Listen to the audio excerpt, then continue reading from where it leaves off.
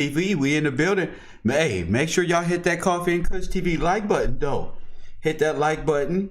Make sure you subscribe to the best judge show on earth. Don't worry about it. We in the building. Judge GILLZ, of course. This is Kev Rowe Promotion. We in the building. Hey, make sure y'all hit that Coffee and Kush this sounds TV so like button, good. though. This sounds Hit good. that like button. Make sure you subscribe to the best judge show. Oh my God, that sounds great. I love it. What's up, fam? Yes.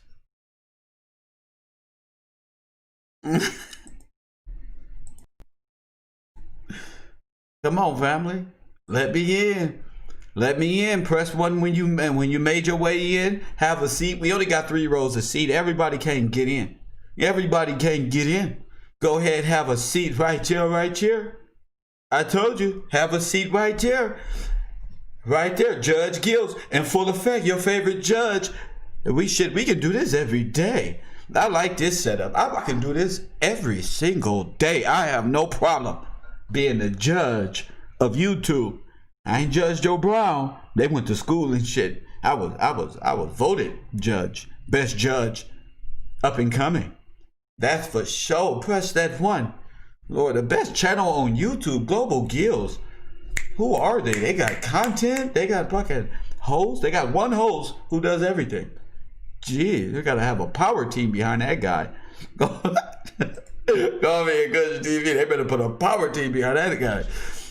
A one-man band over there. So salute to the chat, Puerto Rican, cuz hey, good to see one of the best prosecutors in history. Good to see you in the courtroom today. Let's see who out here in the courtroom today. Let's see. Oh, a good friend of mine, King Kush is in. Marley, hashtag no excuses, is in the courtroom today. A few rabbis is in there, always around. Tiffany, hey, looking sharp. You gotta look sharp, right? You know, I can't come in here with my street gear. You don't hang. Hey, how you see me out here in the street? That's not how I am at work right now. Calm down. You feel me? Calm down, cousin. You feel me? I'm like, boy, where you going to court? I sure am. I got me a jizz knob. Kev back to his old way again. I told you. He gonna fuck around and put that dress shirt on. This dress shirt is like Superman. It's like the Batman cape of the community. You know, good language, great communication, and a sense of urgency. I got the Mamba face. I got the Kobe face. When I'm the Kobe of YouTube. I got the Kobe face right now. You feel me? I look like him. I got lineup. My dreads grown in. There it come. Shout out to you, Essence Care. What's up? I must be looking good today, boy. I must be looking good today. Boy, the sisters is hello, hey, y'all. I see y'all in the background. Who out there? Love, probably out there. Maya's probably out there, right there. Who's out there? All right. South Central in the building. I am South Central finest. What up, Water World? Vegas is in the building. Where y'all at? Brooklyn is always in the building. We gonna get Brooklyn's finest on the show. Woo, we gonna get her. We gonna get her that $20 from our buddy over there at the Side Netter Studios, who owes one of my favorite chat room celebrities, Brooklyn finest. I don't know, something about books never received. He just, when these big corporations, YouTube corporations owe you $20, they act like it's nothing. You should get over it. Not here on the show. It's time to hold these people accountable. We got a whole lineup of people who got court this week, starting with Gene Dill. Gene Dill has court, YouTube court. It is all entertainment purposes only. Brother Polite says that PayPal scammed him. That's where all the money went. He has court. Hassan Campbell is still acting like he ain't involved. He got court. We got all his transcript. Who else is out there? We got to put all. Side Netter got court. What up, Corey? That's my white bailiff right there, Corey. He's like the guy on Judge Mathis right there. That's Corey. He comes up and I don't know why I always talk shit to Corey. Corey's like that one white dude. Judge Mathis. Oh man, shout out to y'all, man. Well, I had to come in and let you guys know. I had to do. We took a vote in the Discord who was going to be first up, and Judge GILLZ show. And it was a vote. It was hard between Jaguar and Gene Deal, but Gene Deal, you know, I've decided that I can work overtime. I'm going to do two things at one time. You know, one judge can handle multiple cases at one time, so you'll see us going from there to the Jaguar, right? And you might even see us, if we got time, to go in and bring young Pharaoh on the show and see what's up with them SOS logos, and you know, figure out if all of these accusations is true. Shout out to Joshua. It's time to find out who's scamming and who's not. Who's hot and who's not. Bad boy. Today on the show, of course, we got the man himself, Mr. Gene Deal, who went all over the internet going on a campaign that he's the bodyguard of Biggie. Puffy knows more than what he's saying. He's with Jaguar, right? And this is why I decided to do this, because Jaguar, right, and Gene Deal acting like they just bumped each other on the corner of these YouTube street. They act like they just bumped. Oh yeah, Jaguar, she might be telling the truth. Oh hey Jaguar, I don't want it. These are the same people. Press 1. So now what we got to do is, since Biggie Smalls is big back east, Biggie Smalls is bigger than Nipsey to New York. So it's time to put a clear mind into what's been transpiring all over these years. It feels good to see all of these people from Death Row Records and Bad Boy over the years start to come on out and tell us they was working with the police. They were police. They were parole officers and all state operatives, which drove me a little insane, because the Tupac assassination, the Biggie assassination, and now the Nipsey assassination, we're getting the same gang-related ass cover-ups over and over again. And I believe with them coming out wanting to be YouTube stars, and since my ambition is to be ultimate judge of the universe any damn way, I think that they have made public statements. This is what I believe. I don't give a damn what you think. It's my courtroom. I believe that they laid it all out. They made public statements. And we got the right to see what the hell they talking about when it comes to these assassinations and friends and cars pulling up and cars disappearing. And I was there. And I was right here. We don't got time to walk down conspiracy lane no more when YouTube and Google is the artificial intelligence got all the shit. You know, we ain't got to reach for it. It's right here. You feel me? Corey say we ain't. Corey walks up to the bench and say, "Yeah, we ain't forgot about Firebug neither." I told you, Corey, like that white dude on Judge Mathis. He just come up, say a little sneaky shit, and bag on up for the mic, like he ain't said nothing. Well, maybe we can get Firebug on the show. That'd be great. I mean, we had him on once before. He was pretty charming with us. Press 1. Press 1. I mean, it ain't like he ain't been on the show before. Maybe we can get him on the show. For real. You know, but right now we dealing with the Biggie Smalls and the bodyguard, of course, Gene Deal. I know Gene Deal is out there. Gene Deal, if you ever want to get me those can of beans, I'm here, buddy. You ever want to get me those can of beans, I'm here. And make sure they're pork and beans. Make sure they're pork and beans. Lord have mercy. So this is what I want to do. I want to make sure that everything is appropriate. Oh my goodness. Hold on, y'all. I'm sorry. I don't know why, but I'm about to connect to my hard line. I don't know why it's not connected to my hard line. It may shut down, it may not, but I have to change this to my hard line. I'm glad I didn't do that. You feel? I'm glad I didn't just go get on and do anything. So I'm gonna disconnect for a second, and we're coming right back. It should pick up. on the same.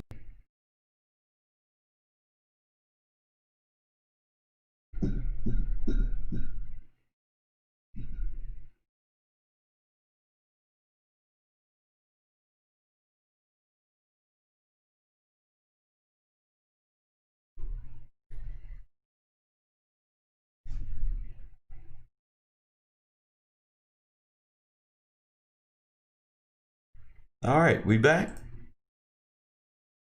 We should be back now. All right.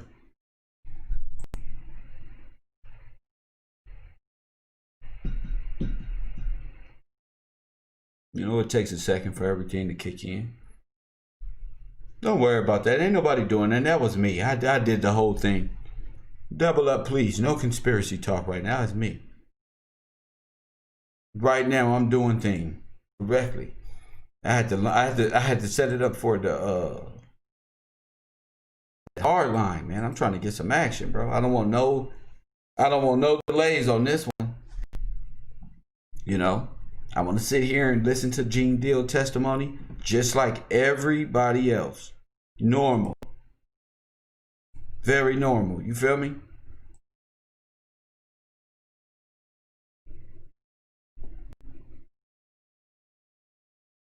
How I look? I look good? All right now. I'm ready for primetime TV.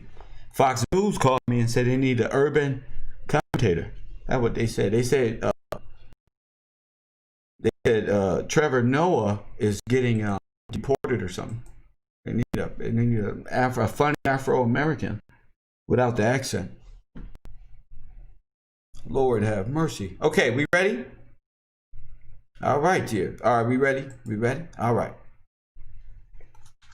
I feel like I got a snapback on or some shit. I was about to fix my. I forgot I ain't got that. I got to get out of the DTS programming.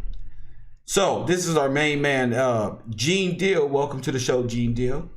Then my man Gene Deal. He gonna be sitting right here in front of y'all. So everybody words ain't gonna be on the chat, but Gene Deal was gonna be sitting right here, right next to me, and he gonna be able to tell the people what is going on around the time of the assassination of the notorious B.I.G. Press one. Ain't that what we interested in?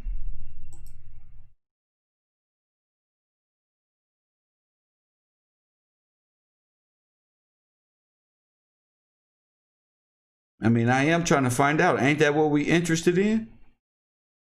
Press one. Can I get some interaction, please?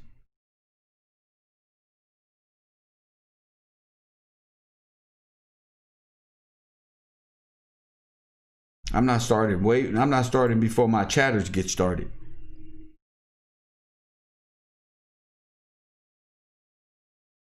Okay.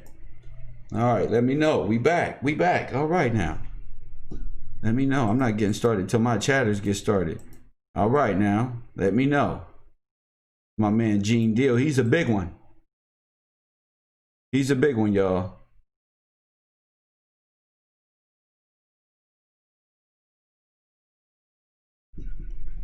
Good. Good. He's a big one. But he's a big old cuddly teddy bear. So don't think because he's a big guy. The important thing is y'all pull those number two. Is everybody out there got their number 2 pencil? And to my good friend Choke No Joke, we have the big pencils in the back. The one, because I know you can't write like a normal kid. You use your whole hand to write your name. So we got the big pencils in the back so you can grip it with them big ass. And you got back there. You and your buff friends back there. They don't want to get a job. They don't want to do construction. Lord have mercy.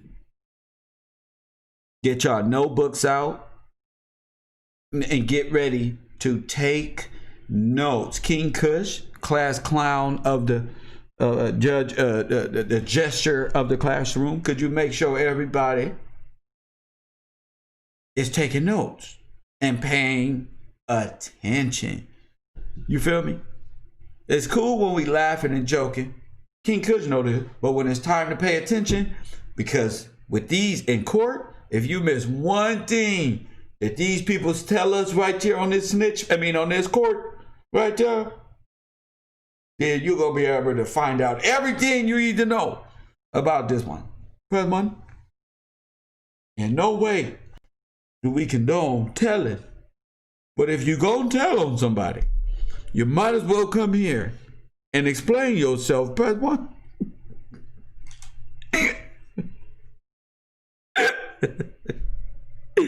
You might as well come. You feel me? You might as well come to the row and tell us what happened. Now, if you see here, I did not have coochie sweaters in the background just floating around. He was there at the scene of the crime, and this sweater is the notorious big sweater. So I don't want people to get confused thinking it's free coochie sweaters and Newports floating around the courtroom. There is not. Okay? Embarrassing. Embarrassing. I have to reiterate myself over the black folk every few several so often. But got a court show now, and I guess this is my mellow zone. I can enjoy talking crap and teaching you at the same time how to use your head. So first case is here, of course, is Gene Deal. He's here to tell us his side of what happened to Notorious B.I.G., aka Frank White, aka you know the story.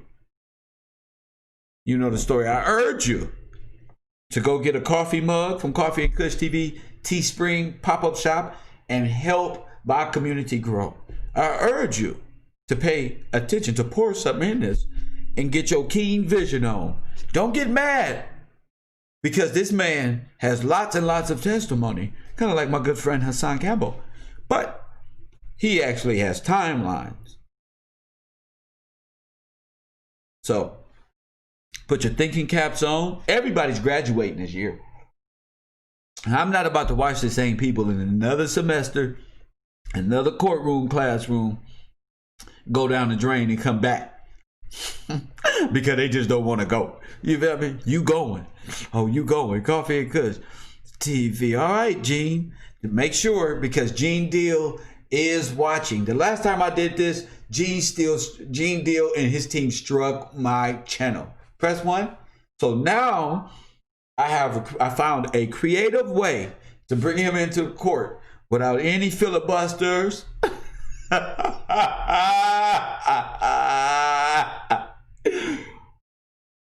No filibusters, no objection. Hardcore truth from the horse's mouth. Press one. You know, so he gonna be stuck in this position. He's in COVID-19 video conference, COVID protection. But this is him. This is his voice. This is Gene Dill, aka the Big Cook, over there on the Gene Dill Cooking Show. I think he wants clout. Why not? Why not get him some fans over there? I mean, I'm not into that stuff. I'm into hardcore facts. Yes, yes. And there's no surgery around this time around. You're not going to be running surgery every time you got court, sir. I know diabetes going to raise up that stress level, but sir, if you feel pressure, turn on that ceiling fan and that fan that's in that window in that room over there and get it right. All right, first piece of evidence concerning the Biggie Smalls assassination. Ladies and gentlemen, I want to present the first witness and the only witness.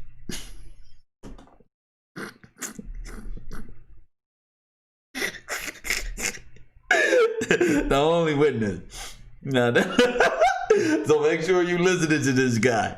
He's the only damn witness. He wasn't called Mace out, and Mace said, nigga, I know what really happened. Shut him the right the fuck up. So listen to him tell this story, y'all. Carol. Put your game face on. I'm sorry. Put your game face on. Stop playing all the time in the courtroom. My brother Gene Deal, you ready to go, brother? All right now.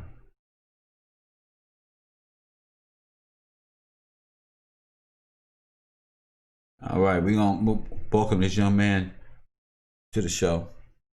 Not to the show, but to court. Hold on, I'm gonna wait till that's over. I'm gonna wait. Oh my God, his testimony of Rat Now Puffy was just trying to tell you. So, Gene Deal, come on up here.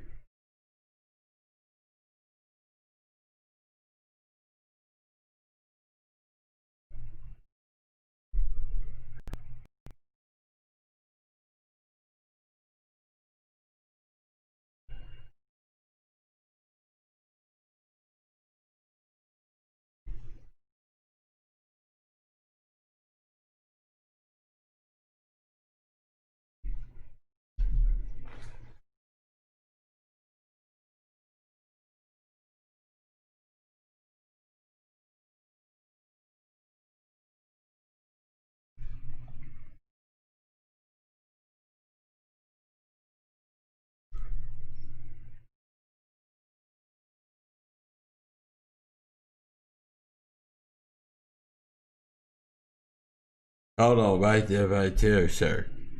Right there. Right there. You telling me Biggie ain't had no shoes on? Hold on. My bad, y'all. Hold on, right there. Look, I knew there's a reason why I hold up. Y'all gotta hear this. Repeat that again, please. Repeat that again. Repeat that again. Goddamn, Stephanographer forgot to turn on the damn microphone. Press 1. All right, now this is Gene Deal. Our deal, The Last Big Night, and the 3 Chronicles. Now with the cooking show, Cooking and Conversation on the Gene Deal Show that's on YouTube. We're here in honor of the notorious B.I.G., Biggie Smalls, who lost his life in a hail of bullets on March the 9th in California, outside the Peterson Museum. I'm here with Biggie Coogee sweater on, and this is also Biggie's shirt that he would wear, his sweatshirt that he would wear from his clothing line, Brooklyn Mint. That right there says Notorious Big right there. These are the shoes that he wore on his Soul Train, his last performance on Soul Train, which is actually my shoes, and I let him use those in his last performance. Hold it right there, sir. I'm taking that to the community. So Biggie didn't have no shoes on. You got his shoe. You got a shirt. And that's his Coogee sweater that's famously known. All right. Continue on. I hope you don't mind me using this sweater. I never put it on before. Hope you don't. All right. And it's kind of eerie feeling of me putting it on now. But I want to really go in depth with some things that I didn't speak about to you guys regarding the death of Notorious Big. Hold on. So we going, hold on right there. So we gonna go in depth about this situation, he says, just for those who can't hear him. Sure got his house slippers on and all that. Forgive me, he don't really got it. Ignore that. All right. You got everything. All right, let's go. Keep him talking. For those who want to criticize me for coming out and telling the truth, what would you do if you had to spend a day with one of the greatest lyricists, the greatest songwriter, and he entrusted you with some of his personal matters, some of his deepest dark secrets of success and betrayal? Hold on, sir. He talked to you that one day about everything? All of that? All right. This one day on the job. This one day. Sir. Don't say nothing. Let the community think this one over. Now, let us decide if you telling the truth. Thank you. I am Merlin says, let us decide if you telling the truth, sir. Already, I don't like this conversation. Already, sir. But we gonna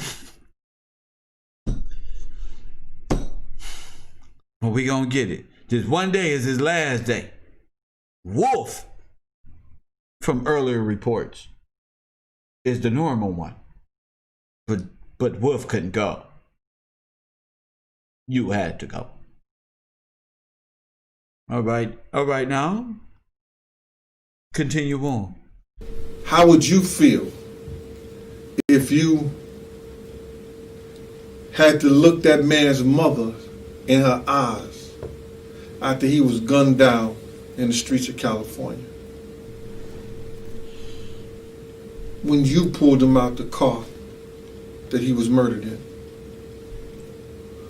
Okay, so we got it. He pulled him out the car. Did y'all write that down? Get them notes out. Get them notes out. Put the notepad on the computer. Get them notes out. He pulled him out the car. Just notes. So you'll rearrange them later on Discord. But just take notes. Press 1. If you taking notes, press 1. He pulled him out the car. The only thing I want to see is this chat room is notes. I don't want to hear your personal opinion. Press 1. Y'all know how my chat room work. I don't want nobody's personal opinion. Put them notes in that chat room. I don't want to hear about no Illuminati. I don't want to hear about none of that goofy stuff. I want to stick to what's coming out and spewing out of these people's mouth in real time. Not having a narrative spun on my brain. Go ahead. Who would you turn to? Who would you look for guidance, counseling, help?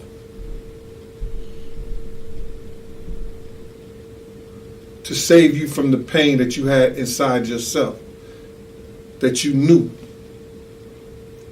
that you could have saved his life, or you could have stopped it that particular day. So you had the power to save his life or stop it that period of day, or insinuating that's for somebody else?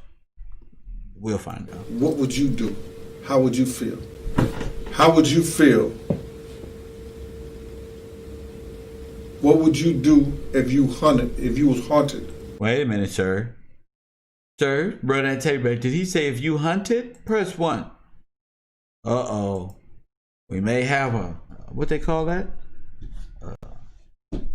What type of slip is that? A fraudulent slip? I don't want to hear nothing about nothing. Cypress Gardena 213.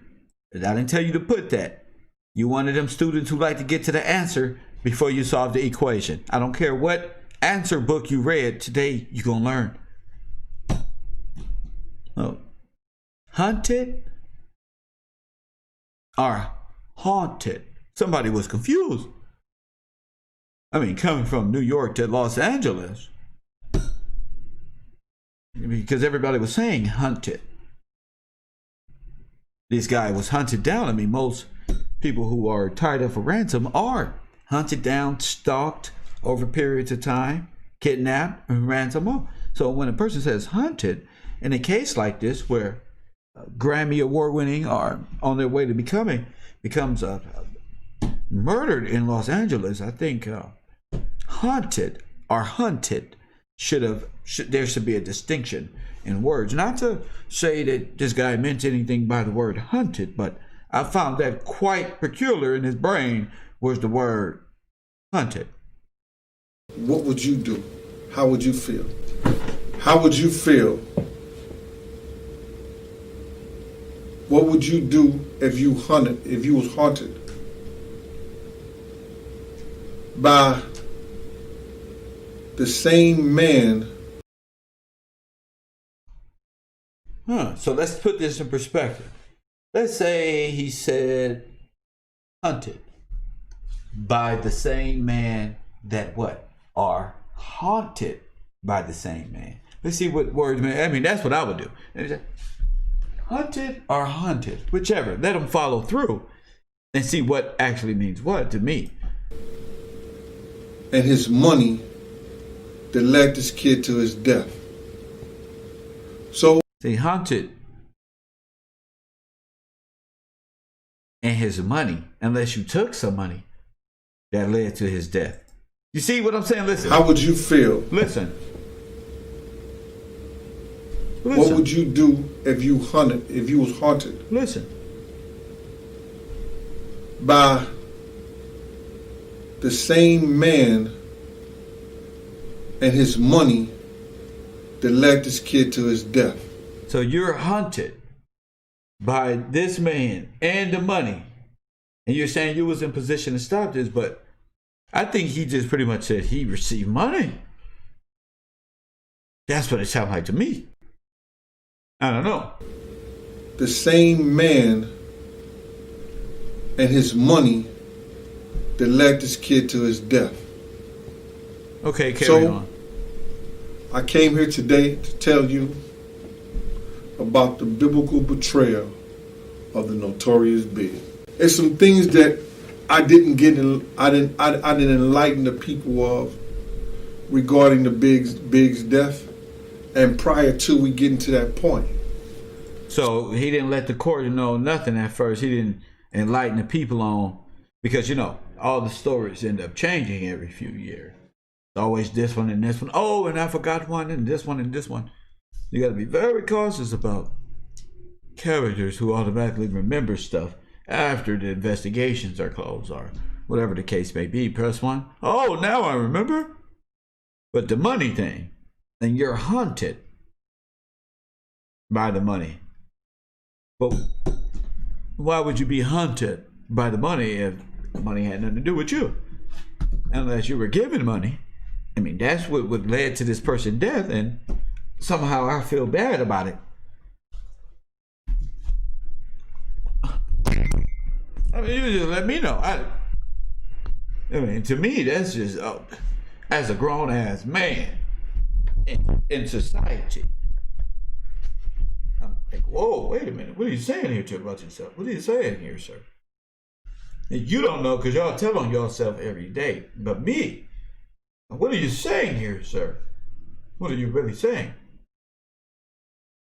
Because did he give you, is the money haunting you because you hunted this person, is what a prosecutor would say, correct? Is the money haunting you because you hunted this person?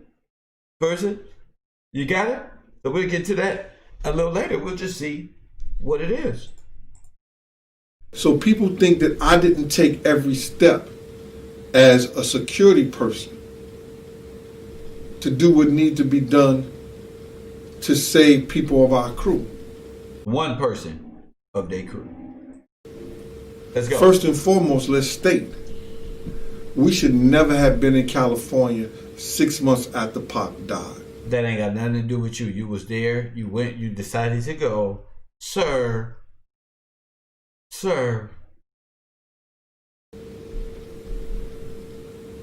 When Anthony Wolf Jones heard this was happening, he himself told Puff, Sean Puffy Combs, Diddy, aka Brother Love, whatever you want to call him.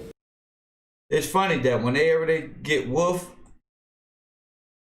he always say that he's there, but they put Wolf up as him. To California unless we go out there right, that we have enough security. Now you can totally tell the difference between Wolf and him. Enough security would have been him with 2 tour bus loads of guys that he wanted to bring out there to make sure that everybody get home safe. At least the stars, the entertainers. Now, I don't know a place that we ever went to if Wolf said we're going to leave or not be there or not go. But for some particular reason, Puff had to be in California, and nobody could have stopped him. So when I got the itinerary, like I said before, I called Kirk Burroughs. You called Kirk Burroughs? Write this down. He called Kirk Burroughs? I told Kirk Burroughs I had spoke to Wolf also. Wolf told me he wasn't going. Kirk Burroughs assured me that we was just doing studio, the Soul Train, the video, and that was it. That we wasn't hanging out to no parties, no clubs. And I said that in Raw Deal 1, 2, and 3. Okay, so we got to get the transcripts of Raw Deal 1, 2, and 3 to verify this story he's telling here. See, Raw Deal 1, 2, and 3, he probably left this out and didn't bring boom and telling different stories. Check. So put in your notes Raw Deal 1, 2, and 3, where these stories are being told over and over again in the public. So we're able to go one story to the next one, to the next one, and just see if what he's saying is all adding up every time he tells this damn story. Let's rock. So some things happen out there that you may not be aware of, you know what I'm saying, that I didn't get in depth to, but I may piece it together. And the reason why I call this the biblical betrayal of Biggie, because when you look into it, it was almost Christ-like. I know you're saying, yo, Gene, you out your mind, you done gone crazy. But at the end of this, you look back at it and see what I'm talking about. We were shooting Hypnotized. Oh, okay. And that's the day I spent with Big. The day he spent with Big was the day of the shooting Hypnotized. Go ahead. And that's the only day I ever spent with Big alone. And that's the only day he ever spent. Let me write this down for myself. The only day I ever spent with Biggie alone. Period. With a T. Incredible. That's a coincidence, huh? And somebody probably say, yo, how we know you spent that day with Big, or how we know what you're saying ain't true is a lie? Because I repeated the conversation he had with his mother. Everything. Because you repeated the conversation he had with his mother?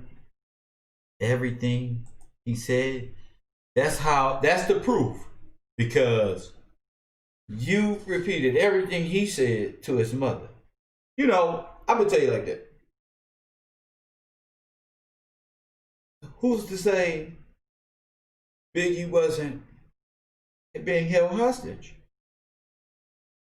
Of course, anybody making ransom calls will know any damn thing or anything that you said that got you against your will. Not saying that he does. What I'm saying is there's more than one way that you can overhear somebody. And that's not a way that you can prove that you spent the whole day with Biggie that day alone. You understand what I'm saying? For us, well, one. How we know you spent that day with Big, or how we know what you're saying ain't true is a lie? Because I repeated the conversation he had with his mother.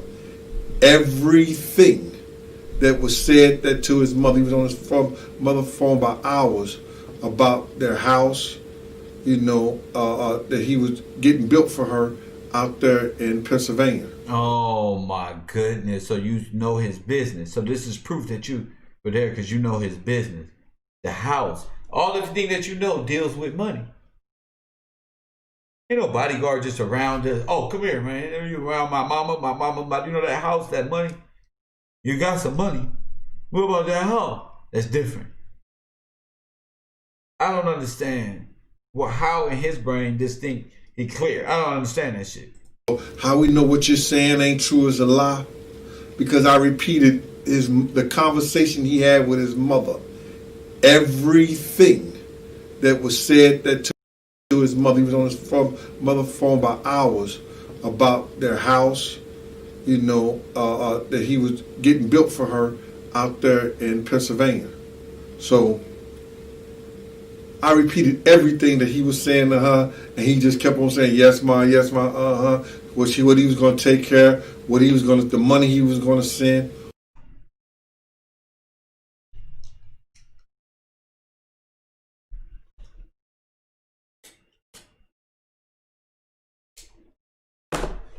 Okay, I'm getting a hostage situation here. I'm getting vibes of hostage situation.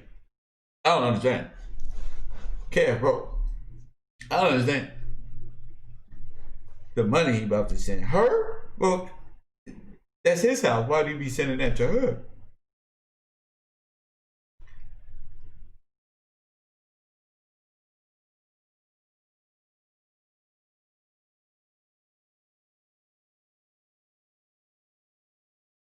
I would listen to that again. He just kept on saying, yes, ma, what he was going to take care, the money he was going to send, all that. I even told her about the contracts, one that I had read on the plane coming to California. That Puff gave me his briefcase, and I read the contract.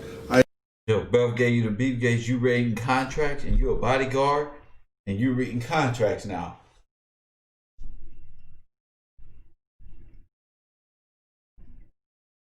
So you reading a bodyguard for one day. Now you got his contract. You know about the money he spent. You know about all this. On top of that, this guy is a probation officer. Press 1. He's Wolf's probation officer. Press 1. I wonder what made Wolf stay. Press 1. Did you know that? He's Wolf's probation officer. Aren't you?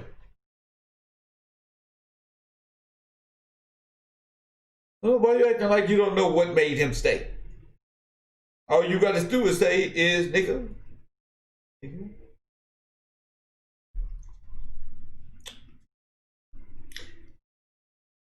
don't understand. Puff gave you the briefcase. You unlock Puff's briefcase and see a contract. So you tell his mama you see his contract. That shit sound good to grandmas and aunties and women.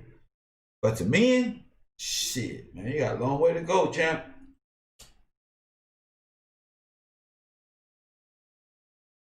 The fool got a long way to go, champ. You know, that sounds like somebody scrubbing up some change to try to get somebody paid or something. Press 1. That sounds like some bullshit, G. Let's listen again. Let's keep listening. I even told her about stuff that I knew that he owed other people that he was talking about. Oh my goodness! Put that down. He owed other people that he was talking about. He owed other people that he was. Let me get this in my brain straight. He owed other people that he was talking. Let me remind that one.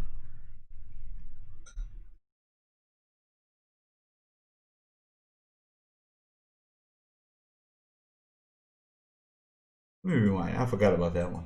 About stuff that I knew that he owed other people that he was talking about. His contracts with, I think it was either Atlantic or Capital for $62 million. His groups. I told his mother everything. So you're wondering, why was I with Big that particular day? And that always that always ran through my mind. Because Puff and I, like I said before, was going all over California. This particular time, I thought y'all was only going to the studio. Press 1. I thought he was only going to the studios. I thought we only going to the studio. Now you're running all over California. That's weird. That's weird. You're running all over California now. But I thought last time you just said, sir, you just told the people. You called.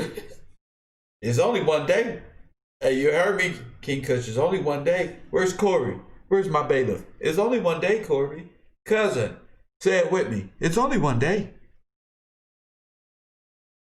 See, because y'all brains be everywhere listening to propaganda. There's no more propaganda here. There's no more superpowers here. Nobody's helping you. You're a man, you stand up and you say it. He said it. Damn it. Press 1. He took D-Rock with him. This time he took D-Rock. He was Jew everywhere, but now D-Rock comes into the picture. Now, I said, and I never thought 2 cents about it back then, because Puff was like, yo, Gene, stay with Big. You know, I know Rock wasn't carrying no weapon. You understand? And I was the only one that came from New York out there with a weapon. Oh, okay. So you bringing weapons from New York to L.A. Parole officer bringing weapon from New York to L.A. That's interesting. Unless G Money, I think G Money was living out there or something like that. Unless G Money gave them a weapon, I didn't know of any weapon they even had. Huh? Let's run that back one time for me, Gene. They came from New York out there with a weapon. Unless G Money, I think G Money was living out there or something like that. Unless G Money gave them a weapon, I didn't know of any weapon they even had. Let's rewind. So, let's rewind this. I want you to follow up this statement right here. So you come out. You say you come out, but try and just cover that up. You say unless G Money. Well, you didn't say nothing about G Money gave him no weapon. You said you flew out from New York to L.A. with a weapon, and then said unless G Money gave them a weapon. How you gonna say unless G Money gave them a weapon when you just said you flew from New York to L.A. with a weapon? Sir. Sir. And what weapon is this, sir? Let's go, man. Let's go. Let's keep this talking. you know, I know Rock wasn't carrying no weapon. Okay, so he know D-Rock wasn't carrying no weapon. This is how we even got on weapons. Because he know D-Rock ain't carrying no weapon. So it's weird. This is the narrative he wants to lay out. So it's weird that Puffy would take D-Rock and leave me with the weapon on me. This is the narrative. On me to guard him. But I'm saying to myself, why is he taking D-Rock with him? See, that makes me suspicious. Because I'm the one with the weapon. But being caught up in his frivolous ass story, he don't know what he just said. And tried to throw the weapon. Maybe unless J Money had the weapon and gave it to him. No, nigga, you said, why would he take D-Rock when you the one got the weapon? In fact, you traveled from New York to L.A. with the weapon. Press 1, let's run it back. That's the thing about Gene. Yeah, these people don't know. God is pleading with you, people. Now, I said, and I never thought 2 cents about it back then, because Puff was like, yo, Gene, stay with Big. You know, I know Rock wasn't carrying no weapon. You understand? And I was the only one that came from New York out there with a weapon. They gonna fold them. Unless G Money, I think G Money was living out there or something like that. Unless G Money gave them a weapon, I didn't know of any weapon they even had. I'm gonna phone them, Greg. So, so, sir, do you realize? You know you just fucked up. You know you just fucked up, right, sir? We need to get that on the shirt. Court GILLZ, sir. Give me the mic, sir. You know you just fucked up. Lord have mercy. Did y'all write this down? Did y'all write that down?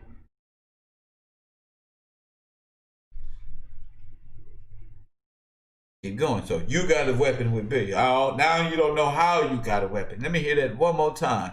I just want to hear it for the sake of argument. You know, I know Rock wasn't carrying no weapon. You understand? And I was the only one that came from New York out there with a weapon. Unless G Money, I think G Money was living out there or something like that. Unless G Money gave them a weapon, I didn't know of any weapon they even had. So, Like I said, I ain't even know any weapon they even had. That nigga had to give the dumbest look of his life when he said that one. This is the first 54. Press 1. We got a homicide show called the first 54. Press 1. Y'all gonna come to my class? Dumb criminal shit. You know you done fucked up, right? Tonight on the first 54.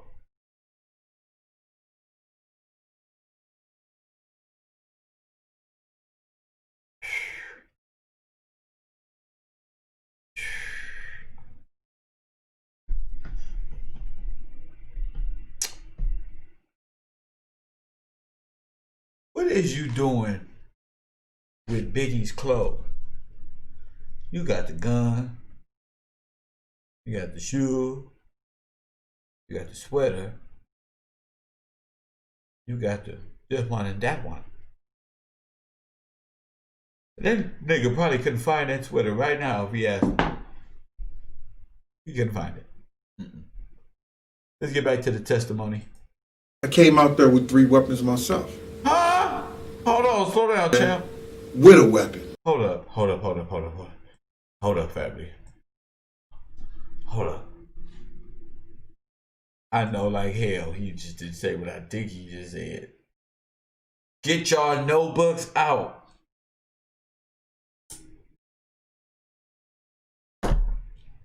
We gonna solve the notorious big assassination today. Did y'all hear what he said?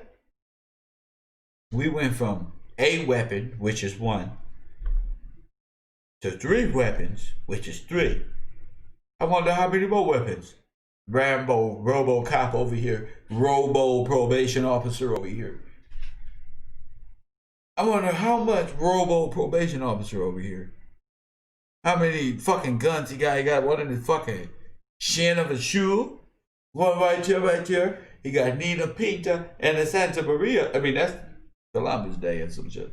We gonna get to it. This is becoming interesting. 3 of them. I'm still working on the build up to the first line. I knew it was more than 1. I knew it. I knew he was. This nigga got 3.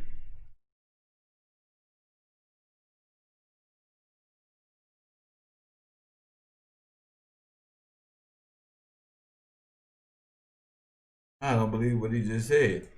He took D-Rock with him. Okay. Now, I said, and I never thought 2 cents about it back then, because Puff was like, yo, Gene, stay with Big. You know, I know Rock wasn't carrying no weapon. You understand? And I was the only one that came from New York out there with a weapon. Unless G Money, I think G Money was living out there or something like that. Unless G Money gave them a weapon, I didn't know of any weapon they even had. Oh, brother, you're just like, how you don't know? But you go on later and say this one right here. Keep going. So I came out there with 3 weapons myself. 3 weapons. You know, I've named them before: Nene, Nene, and Nina. Okay, so Nina. Let me write this down in my notes. You came out there not with 1. Gene Deal came with 3 weapons himself. That what he said? I'm gonna listen to him spew this over the internet. You know, sometimes I would carry 5 weapons. Sir, order in the courtroom. Sir, run them transcripts right back. What he just said, right here. Sir. And I never thought 2 cents about it Back to D-Rock, please. back then, because Puff was like, yo, Gene, stay with Big. You know, I know Rock wasn't carrying no weapon, you understand? And I was the only one that came from New York out there with a weapon. Unless G Money, I think G Money was living out there or something like that. Unless G Money gave them a weapon, I didn't know of any weapon they even had. So I came out there with 3 weapons myself. You know, I've named them before: Nene, Nene, and Nina. You know, sometimes I would carry 5 weapons. So this one particular day, after the Hypnotized video and everything like that, After the...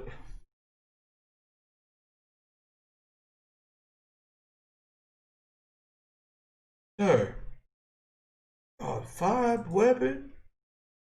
Give or take 4. 5 weapons. I'm gonna say he brought all the guns.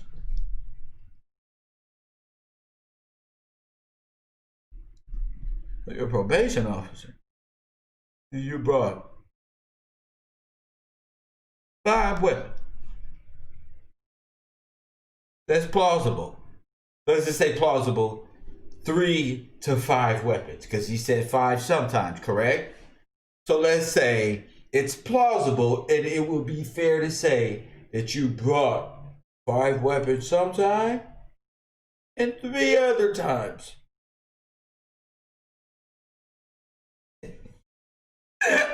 I'll be a bad motherfucker in that courtroom, bro.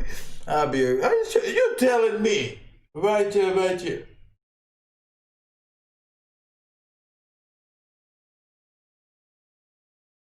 You.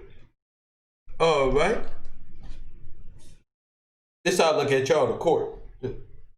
Sir, you telling me you done brought 5 weapons to the Hypnotized video from New York?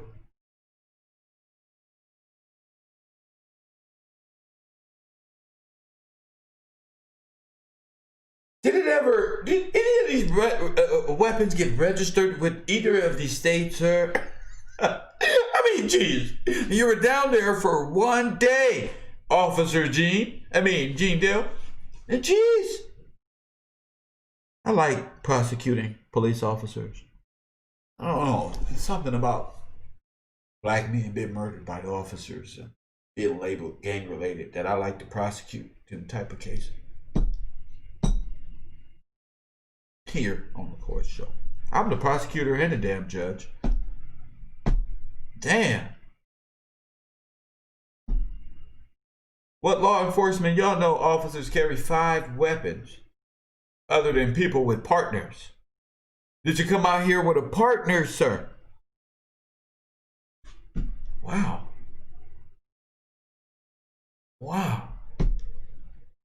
Water world. We're gonna get to the people who have guns. Now we gotta get those 5 guns with people. We gotta know where them guns went and how them guns operate and where them guns at and who did what with the guns. Right? So let's go. before we had shot a part and we was gonna shoot later on that night, about 7 or 8 o'clock. So this one particular day, after the Hypnotized video and everything like that, before we had shot a part and we was gonna shoot later on that night, about 7 or 8. So this one particular day, after the Hypnotized video and everything like that, before we had shot a part. Oh, he got conflicted. I was about to ask you, what's the time difference between the Hypnotized video and the party that they left to go? Press 1. What's the time discrepancy? Because it's all in what? It's all in the time. Press 1. So, you only got 1 day. You're going to shoot the Hypnotized video, and then there's a Grammy party that night as well. So what's the time? Are we talking to Amanda now? Somebody talk to me. We got 1 day. But we got this going on. Oh shit, we shot one part of the video and then this one. Oh really? So was this all a part of the video shoot? What was this? I mean, all of the artists that were there were known by Bad Boy and our Suge Knight. So, and the video wasn't completed. So, what was this? Incredible. This is a hell of a day, isn't it, Marty? Incredible. Remember, on the same night, a pre-planned shoot. Never mind, we'll get to that when we get to the 911 tapes. And we was going to shoot later on that night, about 7 or 8 o'clock. D-Rock and Puff was gone for the whole day. So we was about to shoot that night, but D-Rock and Puff was gone for the whole day. How was they gone for the whole day when the video is Notorious Big and Puffy on the boat in the video? So if that's the day, Puffy was with Biggie. First one, is it Puffy with Biggie? Because they're on the boat? So what part of this day does he take him? D-Rock and Puffy just leave you there to continue the whole day? No, they're there to shoot the video. The hypnotized video. No, sir. With all due respect, Gene Deal, that's a bunch of malarkey, as my good friend of the Democratic Confederate Party, Joe Biden would say. That's a bunch of malarkey. You don't do that. Interesting. But we will allow him to continue on. With those girls that was on that boat. With those girls that was on that boat. Sally Richardson, one of her stylists, and some other, they was gone. And what boat? What boat? You talking about the boat that was in hypnotized video with? What boat was they on? The one that was in the video on? That was going on the boat. The one that was on the video that was gone on the boat. So when they was going on the boat, where was Biggie? Because I saw him on that boat. Unless y'all went on another boat. But the boat that was in the video, because it did come out there to shoot a video of them on the boat. You understand?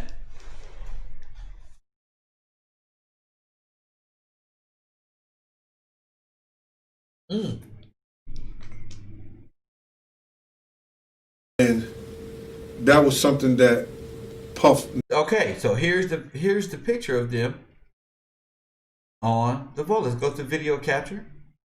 Window capture. Let's get the right video. Isn't that the boat? That is the boat. Okay, so why would he say that and they post a video of them on the boat? I told you, stay focused. Never did. I never seen Puff just chill with D-Rock like that. And that's not D-Rock like that. That's Sally Richardson on the boat with Biggie. Press 1. That's not D-Rock. That's Biggie right there. So what you mean you never seen him on the boat? That's Biggie. That's him right there. Because that whole time that we were out there, never seen Puff just chill with D-Rock like that. Because that whole time that we were out there. Now, are they trying to make it seem like that's D-Rock? No, that's Biggie. That's Biggie. And why every time they talk about Wolf, they put Gene Deal up there? They talk about D-Rock and put Biggie. They talk about Wolf and put him. These people are playing psychological games, but how your brain is supposed to think. That's why I tell y'all to stop watching the propaganda. Not that's a play of cards like that. That's a trick of the hand right there. Yeah, put his face up there. Never know. Trust me. Big, like I said this before, Big and D-Rock, C's, none of them never came to none of the parties we were at. So after the incident with Big and Charlie Baltimore, and I spoke about that before, we were in the studio one day, and this was prior to going to the Vibe party. That's what I'm saying, y'all. How you remove Biggie? How do you remove Biggie? And that's his video. How you make it seem like he took D-Rock on the boat? What is you, a master psychologist, fool? They taught you psychology up in that class? Nah, bro, the state ain't getting me. That don't work over here. How the hell do you remove Biggie out the whole video and say he ain't even there when we saw him? It's only one day. But what party did they go to? Is it a Vibe party? So the incident prior to the Vibe party. Why are you stretching out this whole incident from there and there and there, throwing people time zones off? Why don't you just focus on the story at hand? But go ahead. And I was talking to D-Rock, and D-Rock was talking to me. He was expressing, how, The reason why they do that is because they got to supplant the narrative all over the place to make the storyline that they're about to tell appear real. Press 1. I said they're going to tell you bits in here and there and about around the story to set your ass up to fit your belief of the narrative they just spewed your ass. So they're going to give you a pre-tip, a predictive program to let you know, because prior to that one, to extend the story and to supplant an alternative version or some truth or nothing to make you just agree with the subplot of the initial story. Oh, you did say that with Charlie Baltimore. So this story must be trying to remember that. Oh, and you go into a euphoria of hypnotism per se. But Judge GILLZ has been sent to help you out. With the Snoop situation, with how Puff keep calling them and they dodging him in the whole 9 yards. And I said, I see, man. He always saying, yo, he looking for y'all at the different places, like the House of Blues, where he at, whatever club, whatever party, when he was going just chilling, out for drinks or whatever, he looking for y'all to be there. And then I hear him barking at Big, talking about you're not using the studio time that he set up for him. You know what I'm saying? So, but I thought Big album was done. So D-Rock, What that got to do with you, though? You thought Big album. What that got to do with you? I know, man. We ain't fucking around out here, man. He made it very clear to me that they was not going to go to none of the parties. And I told him, yo, dog, you shouldn't. You know what I'm saying? It ain't safe like that. I don't know why y'all think it's sweet. We had this conversation. Me and D-Rock had this conversation.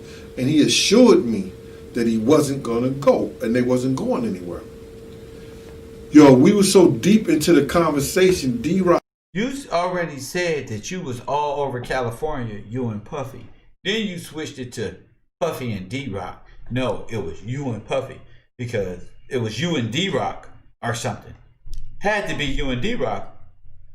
Because Biggie and Puffy was on the boat. So it had to be you and D-Rock, who's no longer with us, of course. It had to be you and D-Rock. Because I don't see you in the video. All the girls you just named was in that boat with Biggie and Puffy. Where was you?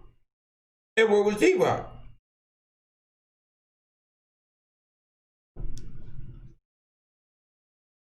D-Rock lit up an L and he started smoking it. And I grabbed it and passed him a Newport and started smoking the L too. And he looked at me. He said, yo, Gene, that's an L. I said, I don't give a fuck what it is, bruh. I'm letting you know it's like that, man. No, that's his, no. That's your excuse. That's a police officer way of making up an excuse of why he don't remember certain things and shit come back. Because once a nigga say, oh, I hit that L. What's that, some PCP? You a bodyguard and you hitting some, but you also know this dude whole contract? Nah, bro. These is different narratives being planted to fit a different storyline. Again, we're talking One day. One day. And D-Rock was like, yo, I know, man, we ain't fucking around. Oh, so that's crazy because him and D-Rock is together in this story, correct? So there's him and D-Rock talking. Him and D-Rock is talking. So like I said, that had to be him and D-Rock together. And show and behold, him and D-Rock is together smoking an L, I presume. I gave, start smoking cigarette, we was talking. I said, yo, listen here, man, don't tell nobody I took no hit off that shit, man.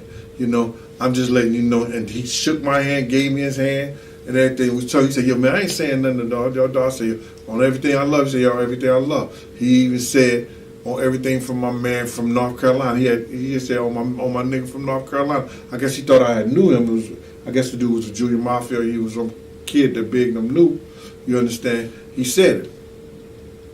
So we goes back into the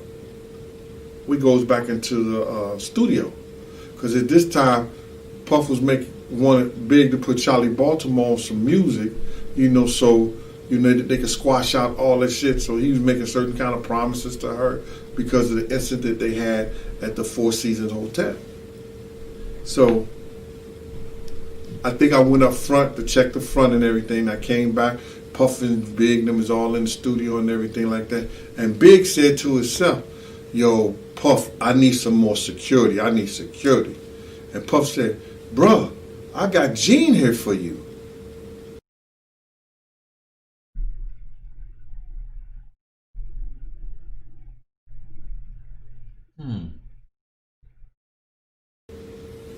Right there at the studio. And then Big, I guess he was setting it up because D-Rock had already told him that I blew an L with him. Wait, you guess Big was setting you up, sir? No, he said, I need security. For you. And you said you're the only one in security. Right there at the studio. And then Big, I guess he was setting it up because D-Rock had already told him that I blew an L with him. D-Rock told Big.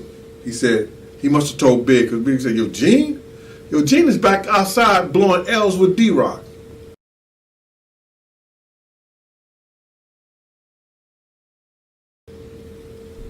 And I looked at this nigga D-Rock, and I was like, nah, this nigga ain't said that to Big.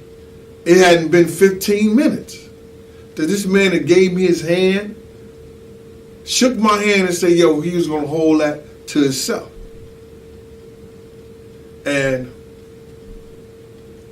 of course, he didn't.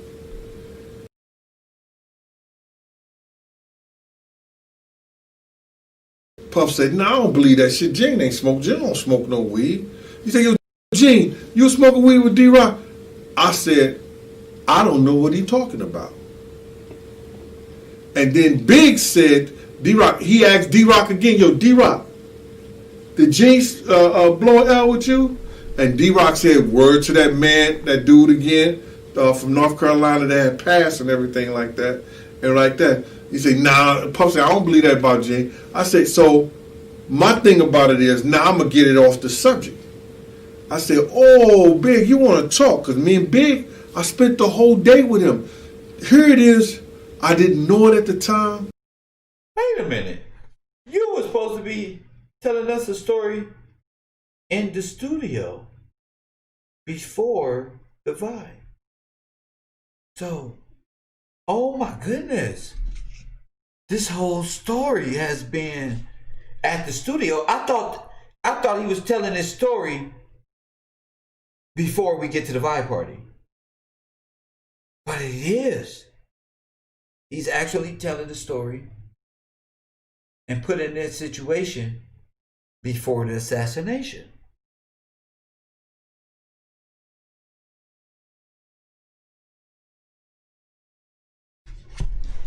If you can follow me, what I'm saying is, unbelievable. He was supposed to be. This whole topic has been out of timeline. The whole sequence has been out of timeline. Oh, this is before this one. His whole conversation, I'm thinking, this is a whole different time frame when him and Charlie Baltimore. So Charlie Baltimore was there?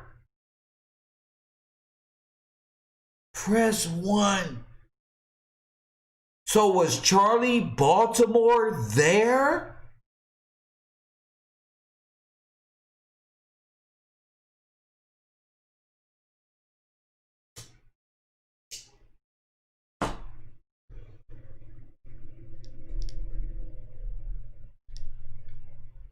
Leads me back to who was in the car with Biggie when he was shot, and who's the lady in the car.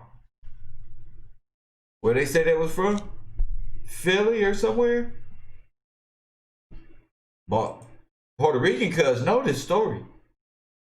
So Puerto Rican cuz Charlie Baltimore was there?